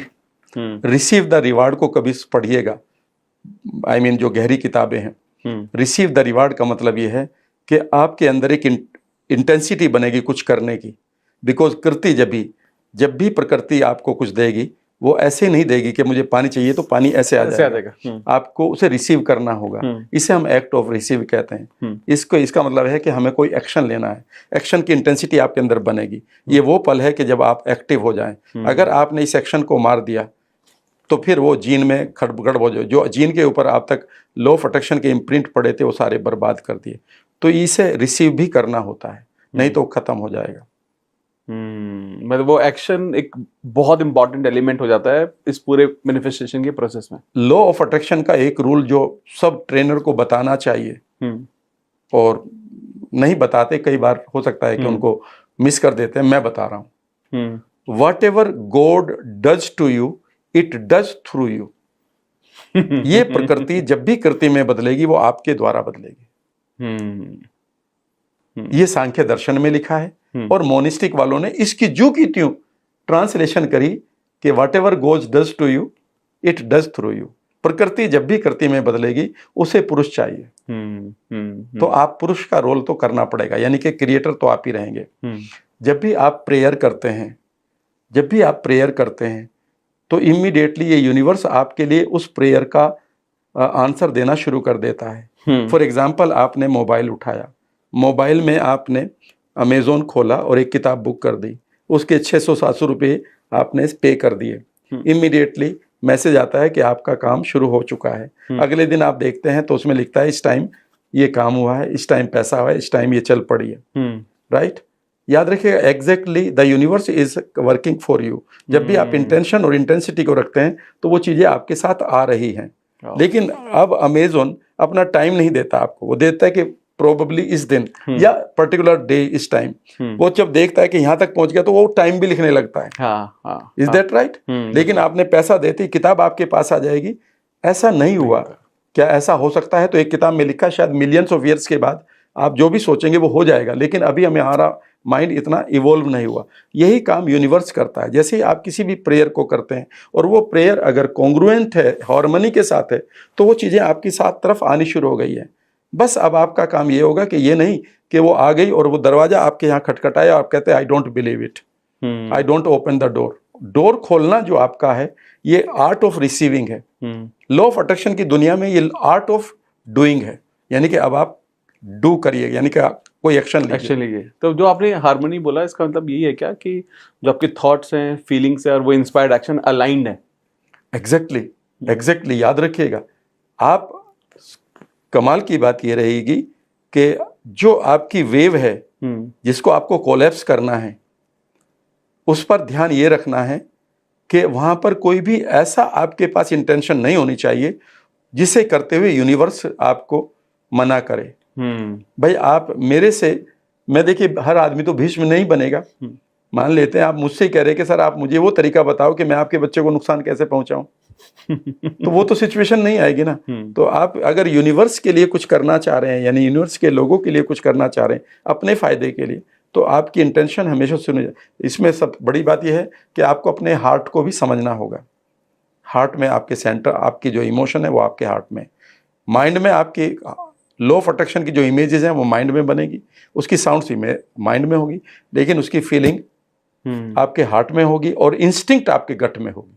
पर लेकिन जैसे आज के टाइम में कोई भी, जैसे आपने, हम बात भी कर रहे थे कि सब माइंड के बारे में बात करते हैं, हार्ट के बारे में कोई बात ही नहीं करता। इसलिए नहीं करते कि बस वो कुछ एक किताब ले ली और उन्होंने एक बेसिक स्टडी को गहराई तक नहीं करा। विद ड्यू रिस्पेक्ट, बेसिकली हमने मन मन मन मन की बात कर रहे हैं। आपको पता है आपके 100 ट्रिलियन जो बैक्टीरिया हैं आपके गट के अंदर, जिसको हम बड़ी आंत कहते हैं, हाँ। उस अंधेरे में पड़े हुए 100 ट्रिलियन बैक्टीरिया हैं। They are managing even every decision of yours, not your mind. आप किसी भी किताब को पढ़ लीजिएगा, बहुत जल्दी ही ये माइंड से उतरकर हम गट के बैक्टीरिया पे आने वाले हैं। क्या आप यकीन कर सकते हैं कि आपके पास 23,680 या 83 जीन्स टोटल है, जिनकी टर्न ऑफ टर्न ऑन होने से हमारी लाइफ चल रही है, जबकि उनमें अगर 150 गुना कर दें, 23,000 को अगर हम 150 से गुना करें तो इतनी जीन्स हमारे पास माइक्रोबियोम के रूप में, हम इनको जीनोम कहते हैं ना, तो हम इनको माइक्रोबियोम कहते हैं।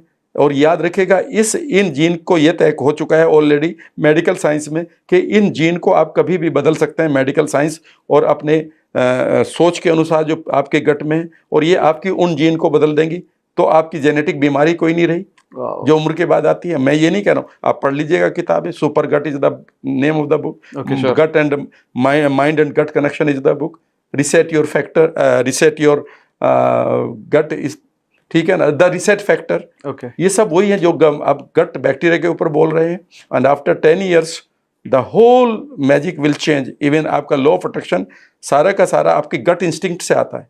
गट क्या कह रहा है आपका, माइंड सिर्फ एक ड्रीमर है, ठीक है ना, जो आपका क्रिटिक और डूअर है वो आपके गट और हार्ट में है।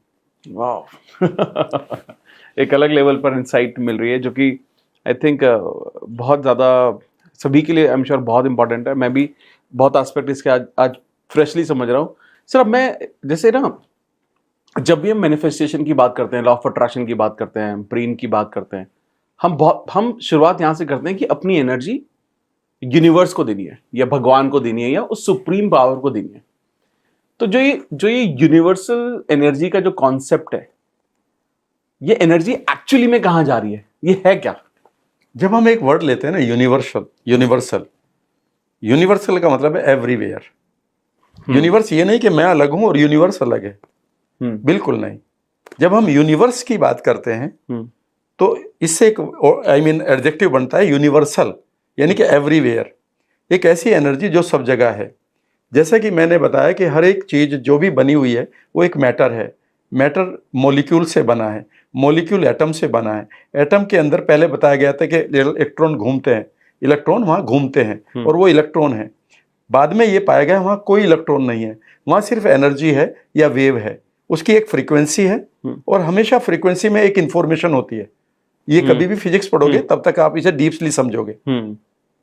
अब सवाल उठता है कि वो जो यूनिवर्सल एनर्जी है उसके क्या स्वरूप है, उसके क्या गुण है। यहाँ पर आप कभी भी अद्वैत सिद्धांत को पढ़िएगा जिसे मोनिस्टिक थ्योरी ने पढ़ाया। मैं 5-7 गुणों को याद करके आपको बता रहा हूँ। नंबर 1, इट इज एवरीवेयर, ये सब जगह है। Number 2, it permeates and penetrates everything, ये हर एक चीज को पेनिट्रेट करती है और ये हर एक चीज के अंदर है। Okay, oh everyone, I mean all in one and one in all, यानी कि ये वन चीज है जो हर एक में है। क्योंकि नेचुरली लास्ट की एनर्जी यही है। मेरी घड़ी में भी ये घड़ी जरूर दिखाई दे रही, इसके बाद ये मॉलिक्यूल, एटम और वेव है। तीसरी आई मीन इसकी नेक्स्ट बात यह है कि ये इनविजिबल है। चौथी बात यह है कि इसका अपना एक नेचर है एक्सपेंड करने का। तो जब हम कहते हैं कि universe is expanding every time, तो दिस एनर्जी इज एक्सपेंडिंग। सो कभी भी याद रखिएगा, लॉ ऑफ अट्रैक्शन में जब मैं ये कहता हूं कि जी बहुत कंपटीशन है, जीवन में कोई कंपटीशन नहीं है। Every time you are creating your space. बहुत सारी चीजें बनी हुई थी, आज एक आदमी आता है, ठीक है ना, वो फिजिक्स पढ़ानी शुरू कर देता और फिजिक्स वाला बनकर $1 बिलियन ले लेता है। ठीक है ना, जबकि ये लग रहा था जी ये भी इंस्टीट्यूट आ गया, वो भी आ गया, उसने अपनी जगह बना ली। कल भी आएगा, क्योंकि यूनिवर्स तो एक्सपेंड कर रहा है। जब भी लोग कहते हैं कि इसमें बहुत कंपटीशन है, वो बेसिकली एक गलत परसेप्शन लिए घूम रहे हैं, वो यूनिवर्स को नहीं जानते। यूनिवर्स में कहीं कोई कंपटीशन नहीं है। There is no limit, no limit ही नहीं है। वहां कंपटीशन कैसे होगा जब आपकी बाउंड्री नहीं है वहां पर। सही बात है। इसका नेक्स्ट चीज ये है कि इसकी अपनी एक थिंकिंग है। फॉर एग्जाम्पल, आपका आम का पेड़ अपने गांव में बोए और मैं अपने गांव में बोऊं, वो एक ही समय पर फल देंगे, एक ही उनकी लाइफ साइकिल होगी, ठीक है ना। एक ही तरह से वो 1-2 साल के अंदर बड़े हो जाएंगे और 1-2 साल की उनकी एज डिफरेंस रहेगा, वो अकॉर्डिंग टू देयर के कैसा उनको खाना मिला और वो चले जाएंगे। बिल्कुल। नीम के पेड़ में कड़वाहट होगी, आम के पेड़ में, आप जब पैदा होते हैं तो आपकी हड्डियां इतनी बड़ी नहीं थी, ठीक है ना। आप कहेंगे तो कैल्शियम से आई, कैल्शियम तो आप वहां भी पड़ा है, उसमें क्यों नहीं आया। यानी कि एक थिंकिंग आपको दी गई ना, जब पेड़ बड़ा हो रहा है, कोई भी चीज चल रही है, एक थिंकिंग है ना उसमें। तो इट थिंक्स, ये यूनिवर्सल एनर्जी जो है, इसके अंदर एक खास बात है कि इट थिंक्स, जैसे किसी ने ऑब्जर्व किया तो वो पार्टिकल में कन्वर्ट हो गया। इससे बड़ी चीज जो है ये है, जो बहुत इंपॉर्टेंट है, वो ये है कि जो मनुष्य है, जो मानव है, वो इसे अपने थॉट से इंपैक्ट करता है, प्रभावित करता है। जो भी आप सोचेंगे उसे ये रियल मानकर उसे पूरा करने पर लग जाएगी। समझने की कोशिश करिएगा। अगर आप बार बार बीमारियों की बात कर रहे हैं तो बीमारी आनी शुरू हो जाएगी। आप सॉल्यूशन की बात करें तो सॉल्यूशन आना शुरू हो जाएगा। तो जो थॉट आप लेकर चल रहे हैं उसे ये सुनती है। अब आपका सवाल होगा कि अगर मैं ये कहूं, चलो मैं कार मांग रहा हूं, ये रही इंटेंसिटी मेरी, मैं अपने पेरेंट्स को कार देना चाहता हूं, लाओ ना कार। तो यहां पर मोनिस्टिक थ्योरी ने कहा है कि हो सकता है कि 1 मिलियन 2 मिलियन ईयर्स के बाद हमारा माइंड इतना इवॉल्व हो जाए कि हम इस तरह से इस यूनिवर्स के साथ जुड़ जाए कि वो कार हमें बनाकर दे दे। लेकिन अगर आपके पास ये इंटेंसिटी है और आप ये कहते हैं कि मुझे कार चाहिए, तो इस समय ये कार कहीं ना कहीं बन रही है, कोई ना कोई से बना रहा है, किसी न किसी तरह से आपके देश में आएगी और एक दिन आपको एकदम से आपको एक फोन आएगा, अरे यार सुनो, एक कार आई है, would you like to buy, and it's the same car. इसे हम लॉ ऑफ अट्रैक्शन कहते हैं। याद रखिएगा, इतना ही नहीं, अगर उस कार की इंटेंसिटी है तो उस कार के लिए जितना आपको पैसा चाहिए वो अपॉर्चुनिटी आपको ये लॉ ऑफ अट्रैक्शन देगा, ये यूनिवर्सल एनर्जी देगी। आपको इवन मैसेज मिलेगा कि ये करो, क्योंकि आपने उस क्वांटम इवेंट को तैयार कर लिया है कि ये क्वांटम इवेंट तो होनी है मेरे लिए। वो टाइम क्या होगा वो डिफरेंट बात है भाई। ऋतु अपने फल तो अपनी ऋतु पे ही आएगा, बिल्कुल। लेकिन आपने चूंकि उसको ये कह दिया कि मुझे कार चाहिए और उसमें टाइम भी दे दिया है, तो वो आपको अपॉर्चुनिटी भी देगा, वो लोग भी देगा। हो सके आपके 1-2 बिहेवियर को भी बदल दे। अगर आप ओपन अप हैं और आपके पास बेकार की इमोशन नहीं है, और आप पूरी तरह से ओपन अप हैं, कोई फियर नहीं है, तो अचानक आपको लोग मिलने शुरू हो जाएंगे। आप कहेंगे यार ये तो अपॉर्चुनिटी अपने आप आ रही है। नहीं, अपने आप नहीं आ रही, आपने मैनिफेस्ट किया कि वो कार आपके पास आए, तो कार के लिए पैसा भी तो चाहिए। Got my point. This way this energy works, जो मैंने मोनिस्टिक थ्योरी में पढ़ा है और अद्वैत सिद्धांत में पढ़ा है। बहुत सही। आपने इसमें एक बहुत अच्छी बात की अबाउट टाइमिंग की, डिवाइन टाइमिंग की। इस कॉन्सेप्ट को आप थोड़ा बताइए ना। याद रखिएगा, कई बार हम बिना मतलब डेस्परेट हो जाते हैं। हम ये मानते हैं कि ये मुझे इस समय चाहिए था, मुझे ये समय चाहिए था, मुझे ये समय चाहिए था। याद रखिएगा, आप भी अपनी चेस बोर्ड पर अपनी चाल चलते हैं और एक चाल ऊपर वाला चलता है और आपसे बेहतर जानता है कि आपको वो किस समय पर चाहिए था। मुझे ये सक्सेस अभी, मुझे भी तो 25 साल की उम्र में चाहिए थी। मुझे भी तो 25 साल की उम्र में एनएलपी का मास्टर बन जाना चाहिए था, और 35-33 साल की उम्र में मैंने सीख लिया था इसको और करने लगा था, तो मैं 2000 तक क्यों नहीं बना? सही बात है। याद रखिएगा, हर एक चीज का एक साइकिल है, और पता नहीं आपको किन चीजों से बचाकर आपका 1 साल 2 साल 3 साल खराब नहीं किए। मैंने एक बार अपने मेंटोर से कहा कि साहब, मैं कई बार देखता हूं कि मैं बहुत अच्छा स्टूडेंट रहा हूं। 12th में मैंने बहुत अच्छा रिकॉर्ड बनाया था अपने मैथमेटिक्स का, और मुझे ये लगता था कि मैं रुड़की यूनिवर्सिटी हुआ करती थी, उस इंजीनियरिंग कॉलेज का मुझे स्टूडेंट होना चाहिए था, और यहाँ तक आते आते मैंने 20 साल खराब कर लिए, तब मुझे ये सफलता मिली। तो 2 दशक का मुझे रिग्रेट है। मैंने अपने मेंटोर से कहा, उन्होंने कंधे पे हाथ मारे और जोर से हंसे। उन्होंने कहा, इन 20 सालों में आपके पास वो बीमारी तो नहीं है जिनसे जान जाती है? मैंने कहा नहीं। आपके चेहरे पर ग्लो है? हाँ। आपका ये समय, ट्रेनिंग टाइम आपका चल रहा है, सही समय पर आपको रिवार्ड मिलेगा। आप ये कह रहे हैं कि पीएचडी आप 10वीं क्लास में कर लें, अभी 9वीं क्लास का आपको एग्जाम पास नहीं हो रहा है। याद रखिएगा, राइट टाइम आपकी लाइफ में आएगा, और वो आ रहा है। जब भी आपकी लाइफ में, मेरे मेंटर वही कहा करते थे कि when you miss the bus, जब कई बार लोग कहते हैं I have miss the bus तो मैंने एक बार उनसे कहा, I have miss the bus in my life. उन्होंने कहा, don't cry, the car is coming.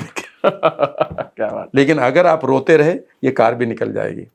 ये आपका फादर जानता है कि आपको किस ऋतु में कौन से कपड़े पहनाने हैं जब आप एक शिशु हैं, और आपका अस्तित्व यहाँ पर 50 साल आपके कैलेंडर में है। यूनिवर्स के लिए तो अभी 1 सेकंड का करोड़वा हिस्सा भी नहीं हुआ, ठीक है ना? वो आपको जानता है आपको कहाँ प्लेस करना है। आप अपने कर्म को, सिंक्रोनिसिटी को, मैसेज को ढूंढते रहो, सही समय पर आपको मिलेगा। कैसा ना हो कि आप गलत समय पर आपके पास पैसा आ जाता, उस समय आप अधूरे होते, आप किसी के साथ पंगा लेते, ठीक है ना, और आप किसी बिहाइंड द बार होते। तो everything happens at the right time also, so don't cry. बहुत सही। आई थिंक ये जो पर्सपेक्टिव है, ये समझना सभी को जरूरी है, क्योंकि आज के टाइम में स्पेशली यंग लोग बहुत जल्दी में, सबको जल्दी जल्दी चाहिए। मैं 3 दिन ये कर रहा हूँ, मेरे को ऐसा कोई फास्ट स्टेप बताओ, 5 दिन में मैं कुछ मैनिफेस्ट कर सकता हूँ क्या, 10 दिन में कर सकता हूँ? ये सवाल बहुत कॉमन है, और हम डेफिनेटली अपनी तरह से कोशिश करते हैं इन सवालों के जवाब देने की। लेकिन कहीं ना कहीं ये भी समझना जरूरी है कि यार, अपनी एनर्जी दो आप, एंड देन वेट। यूनिवर्स एक सही टाइमिंग डिफाइन करेगा और आपको दे देगा उस चीज को, वो भी ट्रस्ट करना जरूरी है। कई बार यही सवाल लोग मुझसे पूछते हैं मेरी वर्कशॉप्स में, तो सर मेरे पास ये है, मैं जल्दी चाहता हूँ। मैंने कहा, आप ये कह रहे हैं कि आप बिल गेट्स हैं, तो आपका बच्चा 9 महीने से पहले पैदा होना चाहिए। मतलब यूनिवर्स आपके लिए बदल जाए। आप चाहते हैं कि क्योंकि आपके पास सब कुछ है, आप तो यूनिवर्स बिल गेट्स हो चुके हैं, या आप मस्क हो चुके हैं, या आप फेसबुक के मालिक हो चुके हैं, तो आप इतना टाइम क्यों लगा रहे हैं? यूनिवर्स मेरे लिए 2.5-3 महीने में मेरे बच्चे को लाए ना बाहर। लेकिन याद रखिएगा, वो पैरालाइज्ड होगा जीवन में। याद रखिएगा, जब मैच्योरिटी आएगी तभी वो फल मीठा लगता है। बहुत सही, ठीक है ना? जब पकता है तभी मीठा लगता है। और अगर इससे पहले आपने करने की कोशिश करी, तो आप पैरालिटिक लाइफ जिएंगे। यहाँ पर मैं एक सेंटेंस को बढ़ा देता हूँ। मेरे मेंटोर ने उस समय कहा, आपने वो 20 साल खराब करे जब सड़कें नहीं थी, मोबाइल नहीं था, टेक्नोलॉजी नहीं थी, ठीक है ना? एक काम करो ना, अपने 20 साल आगे के बढ़ा लो ना। अगर आपको 80 साल की उम्र में मरना था, 110 की में मरना, अपनी सेहत को बढ़िया कर लो, बढ़िया माइंड को चलाओ, बढ़िया लोगों के साथ मिलो, बढ़िया जगह से बैठकर कॉफी पियो, बढ़िया किताबों को पढ़िए, बढ़िया पोएम लिखो। And I said right.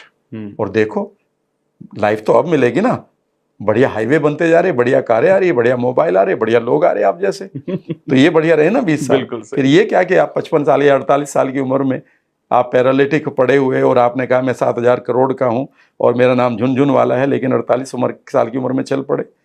तो ये भी तो आप रोल मॉडल अच्छे नहीं ना। बिल्कुल सही, बिल्कुल सही। एक और जो एस्पेक्ट है मैनिफेस्टेशन का, वो है ग्रैटिट्यूड, आभार, मन में थैंक यू होना। क्योंकि जब भी मैं ये बात बहुत लोगों से करने की कोशिश करता हूं, तो मैं ये बहुत ज्यादा पाता हूं कि आई थिंक ये चीज बहुत लोग समझ नहीं पा रहे हैं कि ये कितना इंपॉर्टेंट फैक्टर है कि आप दुनिया जहान की हर चीज कर रहे हो और ये नहीं है आपके अंदर। जब मैं न्यूरॉन्स को पढ़ रहा था तो मैं उनके तरीकों को पढ़ रहा था कि कैसे हमारा ब्रेन सेल्स, हमारे अंदर ब्रेन के अंदर एक फैक्टर होता है अमित, उसको हम कहते हैं रेटिकुलर एक्टिवेटिंग सिस्टम। हाँ। रेटिकुलर एक्टिवेटिंग सिस्टम एक physical part of the brain है। वो ये तय करता है कि आपके किस थॉट को वो यूनिवर्स में भेजे और यूनिवर्स के किस फोकस को आप तक पहुंचाए। समझ गए मेरी बात? किन चीज़ों को आप देखें, किन चीज़ों को आप सुने, वो ये तय करता है। कई बार आपने देखा होगा जब आप अपने बच्चे के स्कूल ढूंढते हैं तो स्कूल के ऐड दिखाई देने शुरू हो जाते हैं। जब आप कार की प्लान करते हैं तो वही कारें दिखाई देनी शुरू हो जाती है। बिल्कुल, ये नेचुरल है। जब भी आप किसी भी थॉट को लेकर अपने RAS फैक्टर को बताते हैं तो RAS फैक्टर बेसिकली उस समय आपके फोकस को डाइवर्ट नहीं होने देता, वो बल्कि उसको 1 पॉइंट कर देता है। अब समझने की कोशिश करो। इसका अगला वर्ड है माइलिन इंसुलेशन। ये नया वर्ड आएगा आपकी लाइफ में, माइलिन इंसुलेशन। ठीक है ना? एक किताब भी आपने शायद करी है या नहीं करी है, टैलेंट कोड। टैलेंट कोड का एक वो रूल है कि जिस चीज को आप बार बार करने लगते हैं तो वो नेटवर्क बन जाता है। मान लेते हैं मैं एकदम से कह रहा हूँ I need money and I want to convert a good, I want to produce a good university. तो ये पहला थॉट फायरिंग हुई, ये फिर खत्म हो गया। फिर मैं बैठा मेडिटेशन में, I want to build a university, फिर ये हुआ। इसे हम फायरिंग कहते हैं। फिर ये फायरिंग होने के बाद ये 15-20 दिन के बाद ये वायरिंग हो जाती है कि जब मैं उस यूनिवर्सिटी के अंदर घूम रहा हूँ, वहाँ पर मैं बच्चों को पढ़ा रहा हूँ, वहाँ पर मैं वहाँ से बहुत सारे लोगों को जॉब देकर निकाल रहा हूँ, वहाँ पर फंक्शन चल रहे हैं, तो ये वायरिंग हो गई। याद रखिएगा ये वायरिंग भी बेकार है। इसके बाद हमें चाहिए इसके ऊपर इंसुलेशन, यानी कि ये टूटे ना। गोट माई पॉइंट। यहाँ पर हमारे पास एक केमिकल होता है जो chemical of law of attraction होता है, इसको भी हमें नहीं पढ़ाते हैं। उसका नाम है माइलिन इंसुलेशन, MYELIN। कभी भी गूगल कर सकते हैं हमारे दर्शक।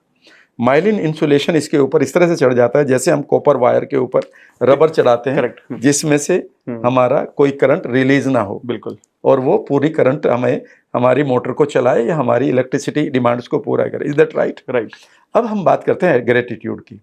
ग्रेटिट्यूड को 2 तरह से लेना होगा। ये है क्या? अगर आप कहते हैं आई ऑफर माई ग्रेटिट्यूड, कई बार लिख देते हैं रोजाना मुझे ये 15,000 मेरे स्टूडेंट हैं तो ग्रेटिट्यूड राम सर। तो मैं जानता हूं कि ये पूरी तरह से नहीं है। ये तो एक वर्ड हुआ। मेरा BP 120 होना चाहिए, तो इससे नहीं होगा। ग्रेटिट्यूड का मीनिंग है कि आप एक सर्टेनिटी को क्रिएट करें माइंड में कि जिस चीज की मैंने सीकिंग की है, बैगिंग नहीं।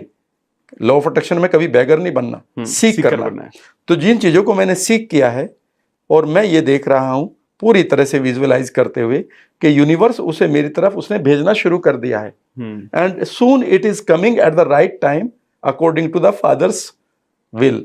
ठीक है ना? वो मेरे पास आ रही है। तो जब मैं दिल्ली से गुवाहाटी की ट्रेन में बैठ चुका हूं, ट्रेन चल पड़ी है, तो मैं श्योर हूं ना कि गुवाहाटी तो पहुंचेगी ट्रेन 3 दिन में, नहीं तो 3-3.5 दिन में पहुंचेगी, 4 दिन में पहुंच जाएगी। करेक्ट। यस और नो? बिल्कुल। बट मेरे अंदर सर्टेनिटी आ गई ना। तो इस समय जब मैं ग्रेटिट्यूड करता हूं तो ये मैं हमेशा ग्रेटिट्यूड का रूल होता है कि आप एक सर्टेनिटी में जियो कि वो जिन चीजों को आपने डिमांड किया था, सीख किया था, वो यूनिवर्स ने भेजनी शुरू कर दी है और वो आपकी तरफ आ रही है और आप इस अनसर्टेनिटी में थैंक यू बोल रहे हो। जब आप इस सर्टेनिटी को बार बार करते हैं तो आपकी firing I feel that it is coming towards me and it is। कल सूरज निकलेगा ना मेरे और आपके लिए भी निकलेगा ना फ्रेंड्स, निकलेगा ना। कल भी हवा हमारे लिए बहेगी ना, बिल्कुल पता है ना। पर कभी हमने इसकी सर्टेनिटी को जिया, जीते डेली हैं, लेकिन कभी इसको एक्नॉलेज नहीं किया।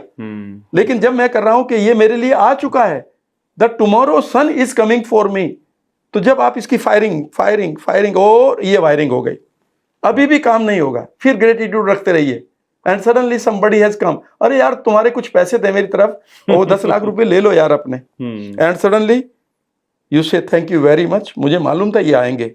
ये नहीं कहेंगे अरे मुझे नहीं मालूम था, हमेशा कहे आएंगे, ये क्यों नहीं आएंगे, it's my money and it will come eight the right time. And अब ये माइलिन होनी शुरू हो गई, तो ग्रेटिट्यूड आपकी माइलिन को स्ट्रॉन्ग करता है, क्योंकि और आपके पास कोई तरीका नहीं है, नहीं तो आपके दुनिया आपको रेफरेंस कहेगी बड़े तुम तो प्रेयर कर रहे थे जाके हिमालय में, मिला क्या? आपके यहाँ मिला तो कुछ नहीं, लेकिन आप जानते हैं मिलेगा, लेकिन आप एक सर्टेनिटी में जीते हैं। तो अगर आप जीवन में लॉ ऑफ अट्रैक्शन का आनंद लेना चाहते हैं तो सर्टेनिटी को एंजॉय करिए कि ये मेरे लिए होगा, कल मेरे लिए सूरज निकलेगा, मुझे मालूम है मेरी लाइफ में वो लोग आएंगे, और अगर किसी महीने मेरा अच्छा बैच नहीं बन रहा, मुझे मालूम है everything happens for a purpose, किसी चीज के लिए मुझे यूनिवर्स ने कहा कि अब इसको बंद कर, थोड़ी देर के लिए टेंशन में जा। जब भी टेंशन में जाते हैं आप तो एक नई चीज क्रिएट करते हैं। याद रखिएगा, लॉ ऑफ अट्रैक्शन का एक रूल बता रहा हूं मैं आपको, जब भी जीवन में आपके चलता हुआ काम बंद हो जाए, जब भी आपके सामने रोड ब्लॉक ऐसा है कि अब क्या करूं, जब भी आपकी लाइफ में एक ऐसी चीज आ जाए जिसको आपने एक्सपेक्ट नहीं किया था, समझ लीजिएगा यूनिवर्स आपको एक बड़ा मैसेज देना जा रहा है। इसको पढ़ना शुरू करिए। सारे मिरेकल्स याद रखिएगा अनएक्सपेक्टेड इवेंट के बाद आते हैं। यहीं पर लोग मर जाते हैं अधिकांश। मेरे साथ ऐसा क्यों हुआ? इसलिए हुआ कि यूनिवर्स तुमसे कुछ कहना चाह रहा है, तुम यूनिक हो, you are not just a human being. मुझे मालूम है, मुझे इस धरती पर बुलाया गया है, भेजा गया, मैंने बर्थ नहीं लिया, मुझे मालूम है। आप भी तो सोचिए कि मैं आपसे कह रहा हूं Amit, you are not here just to take some actions. आपको यहां सेलेक्ट किया गया था, बहुत सारी और भी आत्माएं रही होंगी, उनको पीछे करके पहले अमित को नीचे भेजना, पृथ्वी पर। You are selected by the universe, this earth invited you. जब आपको इतना बड़ा मौका मिला है तो फिर आप एक सर्टेनिटी में क्यों नहीं जीते हैं कि आप यूनिक हैं? एक्चुअली में अगर हर कोई ये सोच ले कि I'm a special child of the God, तो आई थिंक वो सर्टेनिटी में एक्चुअली जीने लगेगा कि भाई कल सूरज निकलना है, चीजें मुझे मिलेंगी, और वो डिवाइन टाइमिंग है उसका। I need just have a faith. अगर आप इस चीज पे बिलीव करें ना, मैं आपको एक लास्ट पॉइंट बता रहा हूँ, प्लीज, सबसे बड़ा। जब ऑब्जर्वर उस इलेक्ट्रॉन को प्रोड्यूस कर रहा है, रियलिटी को, समझ गए? याद रखिएगा, आप भी पहले इलेक्ट्रॉन थे इस यूनिवर्स में, किसी ने आपको कोलैप्स किया है, यानी कि इस बॉडी में बदला है। Might be two parents of yours, हो सकता है वो समाज ने उनको वैल्यू दी थी कि बेटा पैदा करो भाई या बच्चा पैदा करो, हो सकता है उस समय उन दोनों का विचार यूनिवर्स के साथ मिला हो। तो हम यहाँ पर कुछ दिन के लिए आए हैं एक वस्तु की तरह, लेकिन वस्तु वर्ड अच्छा ठीक नहीं है, ठीक है ना, क्योंकि हम वस्तु के परे हैं, हम सोच सकते हैं, जो ड्रीम हम कर सकते हैं वो एक पशु नहीं कर सकता। वो अपनी सिर्फ और सिर्फ पशु के दो डिमांड होती है, सर्वाइवल और मेटिंग, यानी कि वो अपनी फैमिली को बढ़ाते हैं और वो सर्वाइव करते हैं। हम इसके परे भी जाते हैं, और अगर हमारे पास यही दो डिमांड है जो आजकल देख रहा हूँ कि किसी तरह से पैसा कमाओ और बस किसी को अट्रैक्ट कर लो, तो याद रखिएगा आप पशु से ज़्यादा नहीं है। पशु के परे जाने का मतलब है कि आप कंट्रीब्यूट करें। याद रखिएगा, मैं और आप यहाँ पर इलेक्ट्रॉन ही थे पहले कहीं इस यूनिवर्स में, किसी ने हमें कोलैप्स किया है और हम यहाँ कुछ समय के लिए आए हैं, और हमारा काम है कि जैसे ये माइक अपना काम कर रहा है, हमें अपने काम को ढूंढना है, और वो जो काम को ढूंढना है उसी का नाम पर्पस ऑफ लाइफ है। तो जब हमें यहाँ कोलैप्स किया गया है, तो इस मोमेंट को मैं किसी के लेग पुलिंग से, किसी क्रिटिसिज्म से, किसी गालियों से क्यों सुनूं? मैं I am a collapse energy. जब आप फिजिक्स में पढ़ रहे हैं ना, कोलैप्स ऑफ द वेव, तो we are also wave, we were wave, now we have been collapsed into particle. वो पार्टिकल ह्यूमन बीइंग है, और ह्यूमन के बारे में तुलसीदास ने लिखा है कि बड़े भाग्य मानुष तन पावा, ये बड़े भाग्य थे जो मनुष्य का तन मिला, तो इस भाग्य को और आगे तक लेकर जाओ। बहुत ही एनलाइटिंग बहुत सही सर। मैं we are almost towards the end of the conversation now. ऐसा तो मन नहीं कर रहा है कि खत्म करें, बट मैं आपसे कुछ आखिरी सवाल पूछना चाहूँगा सो दैट लोगों को क्रक्स भी मिल जाए। मैं जानना चाहता हूँ कि ऐसी कोई लॉ ऑफ अट्रैक्शन या NLP टेक्निक जो लोग डेली लाइफ में ओवरऑल सक्सेस के लिए अब उन्हें करना चाहिए। हाँ, देखिए, मैं NLP में मैंने 16 चैप्टर्स को इंट्रोड्यूस किया था जब इंडिया में आया, मैंने लॉन्च किया। सब लोग वही 16 पढ़ा रहे हैं। अच्छा। अब मैं 28 चैप्टर इंट्रोड्यूस कर चुका हूँ। My name NLP, next gen NLP 2.0। Okay. तो it is a new beginning. शायद किसी ने अट्रैक्ट किया होगा मेरी इस सेक्शन को। बहुत सारी टेक्निक है वैसे तो, इन 28 के 28 में एक एक टेक्निक हो सकती है, लेकिन जब तक आप NLP नहीं सीखते हैं तब तक मैं आपको एक टेक्निक दे रहा हूँ। और वो टेक्निक है लिव इन द जोन। एक ऐसे जोन में रहिए, एक ऐसी स्टेट में रहिए, एक ऐसे मूड, एक ऐसे फ्लो में, एक ऐसी एनर्जी में रहिए मानो things are happening for you in this universe. मानो चीजें आपके लिए वही हो रही हैं जो तुम चाहते हो। सुबह जब आप उठें तो आप सीधी आपकी स्पाइन हो, उसी तरह से चेहरा देखें और अपने चेहरे को ही देखें, ओए आज तो तेरे लिए सब कुछ यूनिवर्स कर रहा है, खुश हो जा। अपना ही चेहरा देखकर मुस्कुराएं। जब आप चलें तो आपकी चाल में वही एक एनर्जी होनी चाहिए, as if the universe is doing something unique for you. जब आप किसी से बातें करें तो आप उस चीज़ को देना शुरू करें। इसे हम लॉ ऑफ रेडिएशन कहते हैं। यूनिवर्स में law of radiation, law of attraction का दूसरा नियम है। यानी कि जिस चीज़ को आप पाना चाहते हैं उसे रेडिएट करें। जब आप पाना चाहते हैं कि आपकी लाइफ में समृद्धि हो, पैसा हो, सेहत हो, बढ़िया रिश्ते हों, आपका बढ़िया पार्टनर हो, आपकी जनरेशन बढ़िया हो, तो आप वही एनर्जी रेडिएट करना शुरू करें। जब आप किसी से मिलें ये ना कहें और कैसी कट रही है, बल्कि ये कहें अरे आज बड़े खूबसूरत लग रहे हो, अच्छा है। ऐसे ही आप रहा करें। आशा करता हूं कि कल भी आपके लिए मस्त रहेगा, बिंदास रहेगा। तो आप एक जोन में रहें, एज इफ मानो। और उस जोन में रहने के लिए 4 चीजें करनी होंगी। सबसे पहले स्पाइन को अपनी सीधी और अपने कंधों को हमेशा मजबूत रखें जब भी किसी से मिले। नंबर 2, आप अपनी इंटरनल वॉइस को पॉजिटिव रखें। ये नहीं कि आप कंप्लेनिंग मोड में हो, भगवान ने ये क्या कर दिया। भगवान ने कोई गलत नहीं कर रहा है। कभी भी एक बढ़िया शेफ अपना बनाया हुआ खाना बिगाड़ता नहीं है। उन्होंने आपको बड़े प्यार से इस पृथ्वी पर इनवाइट किया है, वो भला आपको क्यों दुख देंगे। वो दुख तो आपके अपने हैं जो आपने परसीव किए हुए हैं। सो हम परसीव्ड दुखों को जीते हैं, दुखों को नहीं जीते। हमेशा आप इंटरनल साउंड को बढ़िया करते हुए चेहरे पर एक भाव लाएं। जो 80 बिलियन 80 मसल्स हैं, वो डायरेक्टली एक स्पेशल कॉन्टैक्ट बनाती है आपके RAS के साथ, रेटिकुलर एक्टिवेटिंग से। यानी कि आपकी 80 मसल्स कहनी को ये बताती रहे everything is fine and something is, I am the unique person on this earth and for me. मेरे लिए तो यूनिवर्स को कुछ कर ही रहा है यूनिक, और जब भी करेगा वो सही समय पर करेगा। ठीक है ना। ये 3-4 काम कर लें और एक जोन में रहें। जब भी आपका जोन बिगड़े तो फिर इस पॉडकास्ट को याद कर लें। अमित जी का चेहरा यही शो करता है। Thank you so much sir. इसमें सर मैं आखिरी चीज के बारे में बात करूंगा। आपने बहुत सारी किताबों के बारे में बात की, जैसे आप खुद 700 से ज्यादा किताबें पढ़ चुके हैं। हाँ, अपनी जर्नी अभी भी पढ़ता रहता, अभी भी पढ़ते रहते हैं। उनको ही रिपीट करता रहता हूँ कई बार। वाह। फॉर एग्जांपल मैंने अनलिमिटेड पावर कम से कम 200 बार पढ़ी है। एंथनी रॉबिन्स की। हाँ। वाह। तो अभी सर ऐसी कोई भी टॉप 5 किताबें जिस सब्जेक्ट के बारे में हमने बात की पूरा, चाहे वो क्वांटम फिजिक्स हो, चाहे वो law of attraction, manifestation, NLP, basic, अगर कोई भी इंसान अपनी स्पिरिचुअल जर्नी को शुरू करना चाहता है या इसके बारे में और इन डेप्थ जानना चाहता है, कौन सी ऐसी 5 किताबें जो उसको ओवरऑल लाइफ में बहुत मदद करेंगी? देखिए, जहाँ तक सवाल है, जिस बुक ने मुझे बहुत प्रभावित किया उनमें से NLP के पॉइंट ऑफ व्यू से तो अनलिमिटेड पावर थी, पर वो लोगों की इतना इजीली समझ में नहीं आती, क्योंकि मुझे भी वो 10 बार पढ़ने के बाद एक बिलीफ मिला था, यार अगर मैं 10 बार के बाद भी समझ नहीं पा रहा हूँ तो लोग तो एक बार में छोड़ देते, तो मैं तो यूनिक बनूंगा इस देश में, और वो हो गया।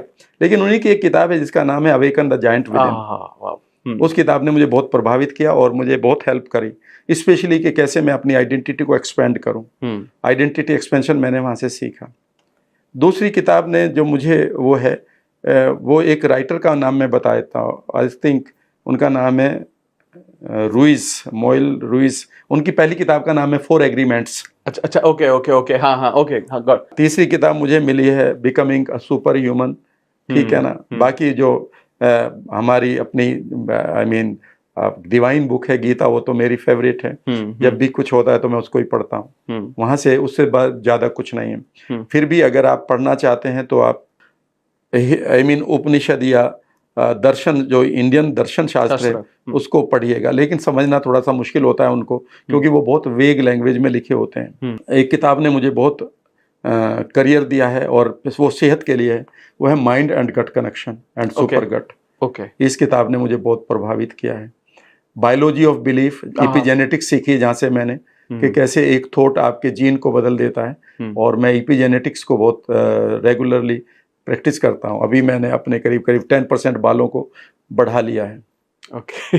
NLP से। वाह वाह, अमेजिंग अमेजिंग सर। ये मतलब इसमें से कुछ किताबें मैंने पढ़ी हुई हैं और हाँ, सबसे पहली बुक थी मेरी जिसने मुझे इम्पैक्ट डाला था, वो थी law of success. Law of success, हाँ, जिसके बारे में आपने कई बार बात at the age of 21 year India में नहीं थी वो, तब मैंने एक रिवार्ड जीता था, तो उसमें रिवार्ड में मुझे मिली थी। ये मेरी, जब मैंने अपना रीडर बुक्स क्लब चैनल शुरू किया था, इनिशियली मैंने इस किताब को पढ़ा था, बट जैसा आपने बताया कि आपने इस किताब को बहुत बार पढ़ा है, तो आई थिंक मैंने आई थिंक 1 या 2 बार पढ़ा है, तो मुझे शायद इट इज द टाइम, ये रिमाइंडर है शायद आज आपका कि मेरे को उसको दोबारा पढ़ना चाहिए। Thank you so much sir. Finally sir, I think सिर्फ मुझे ही नहीं, आई एम श्योर सभी लोगों को बहुत कुछ सीखने को मिला होगा इस पूरे पॉडकास्ट से।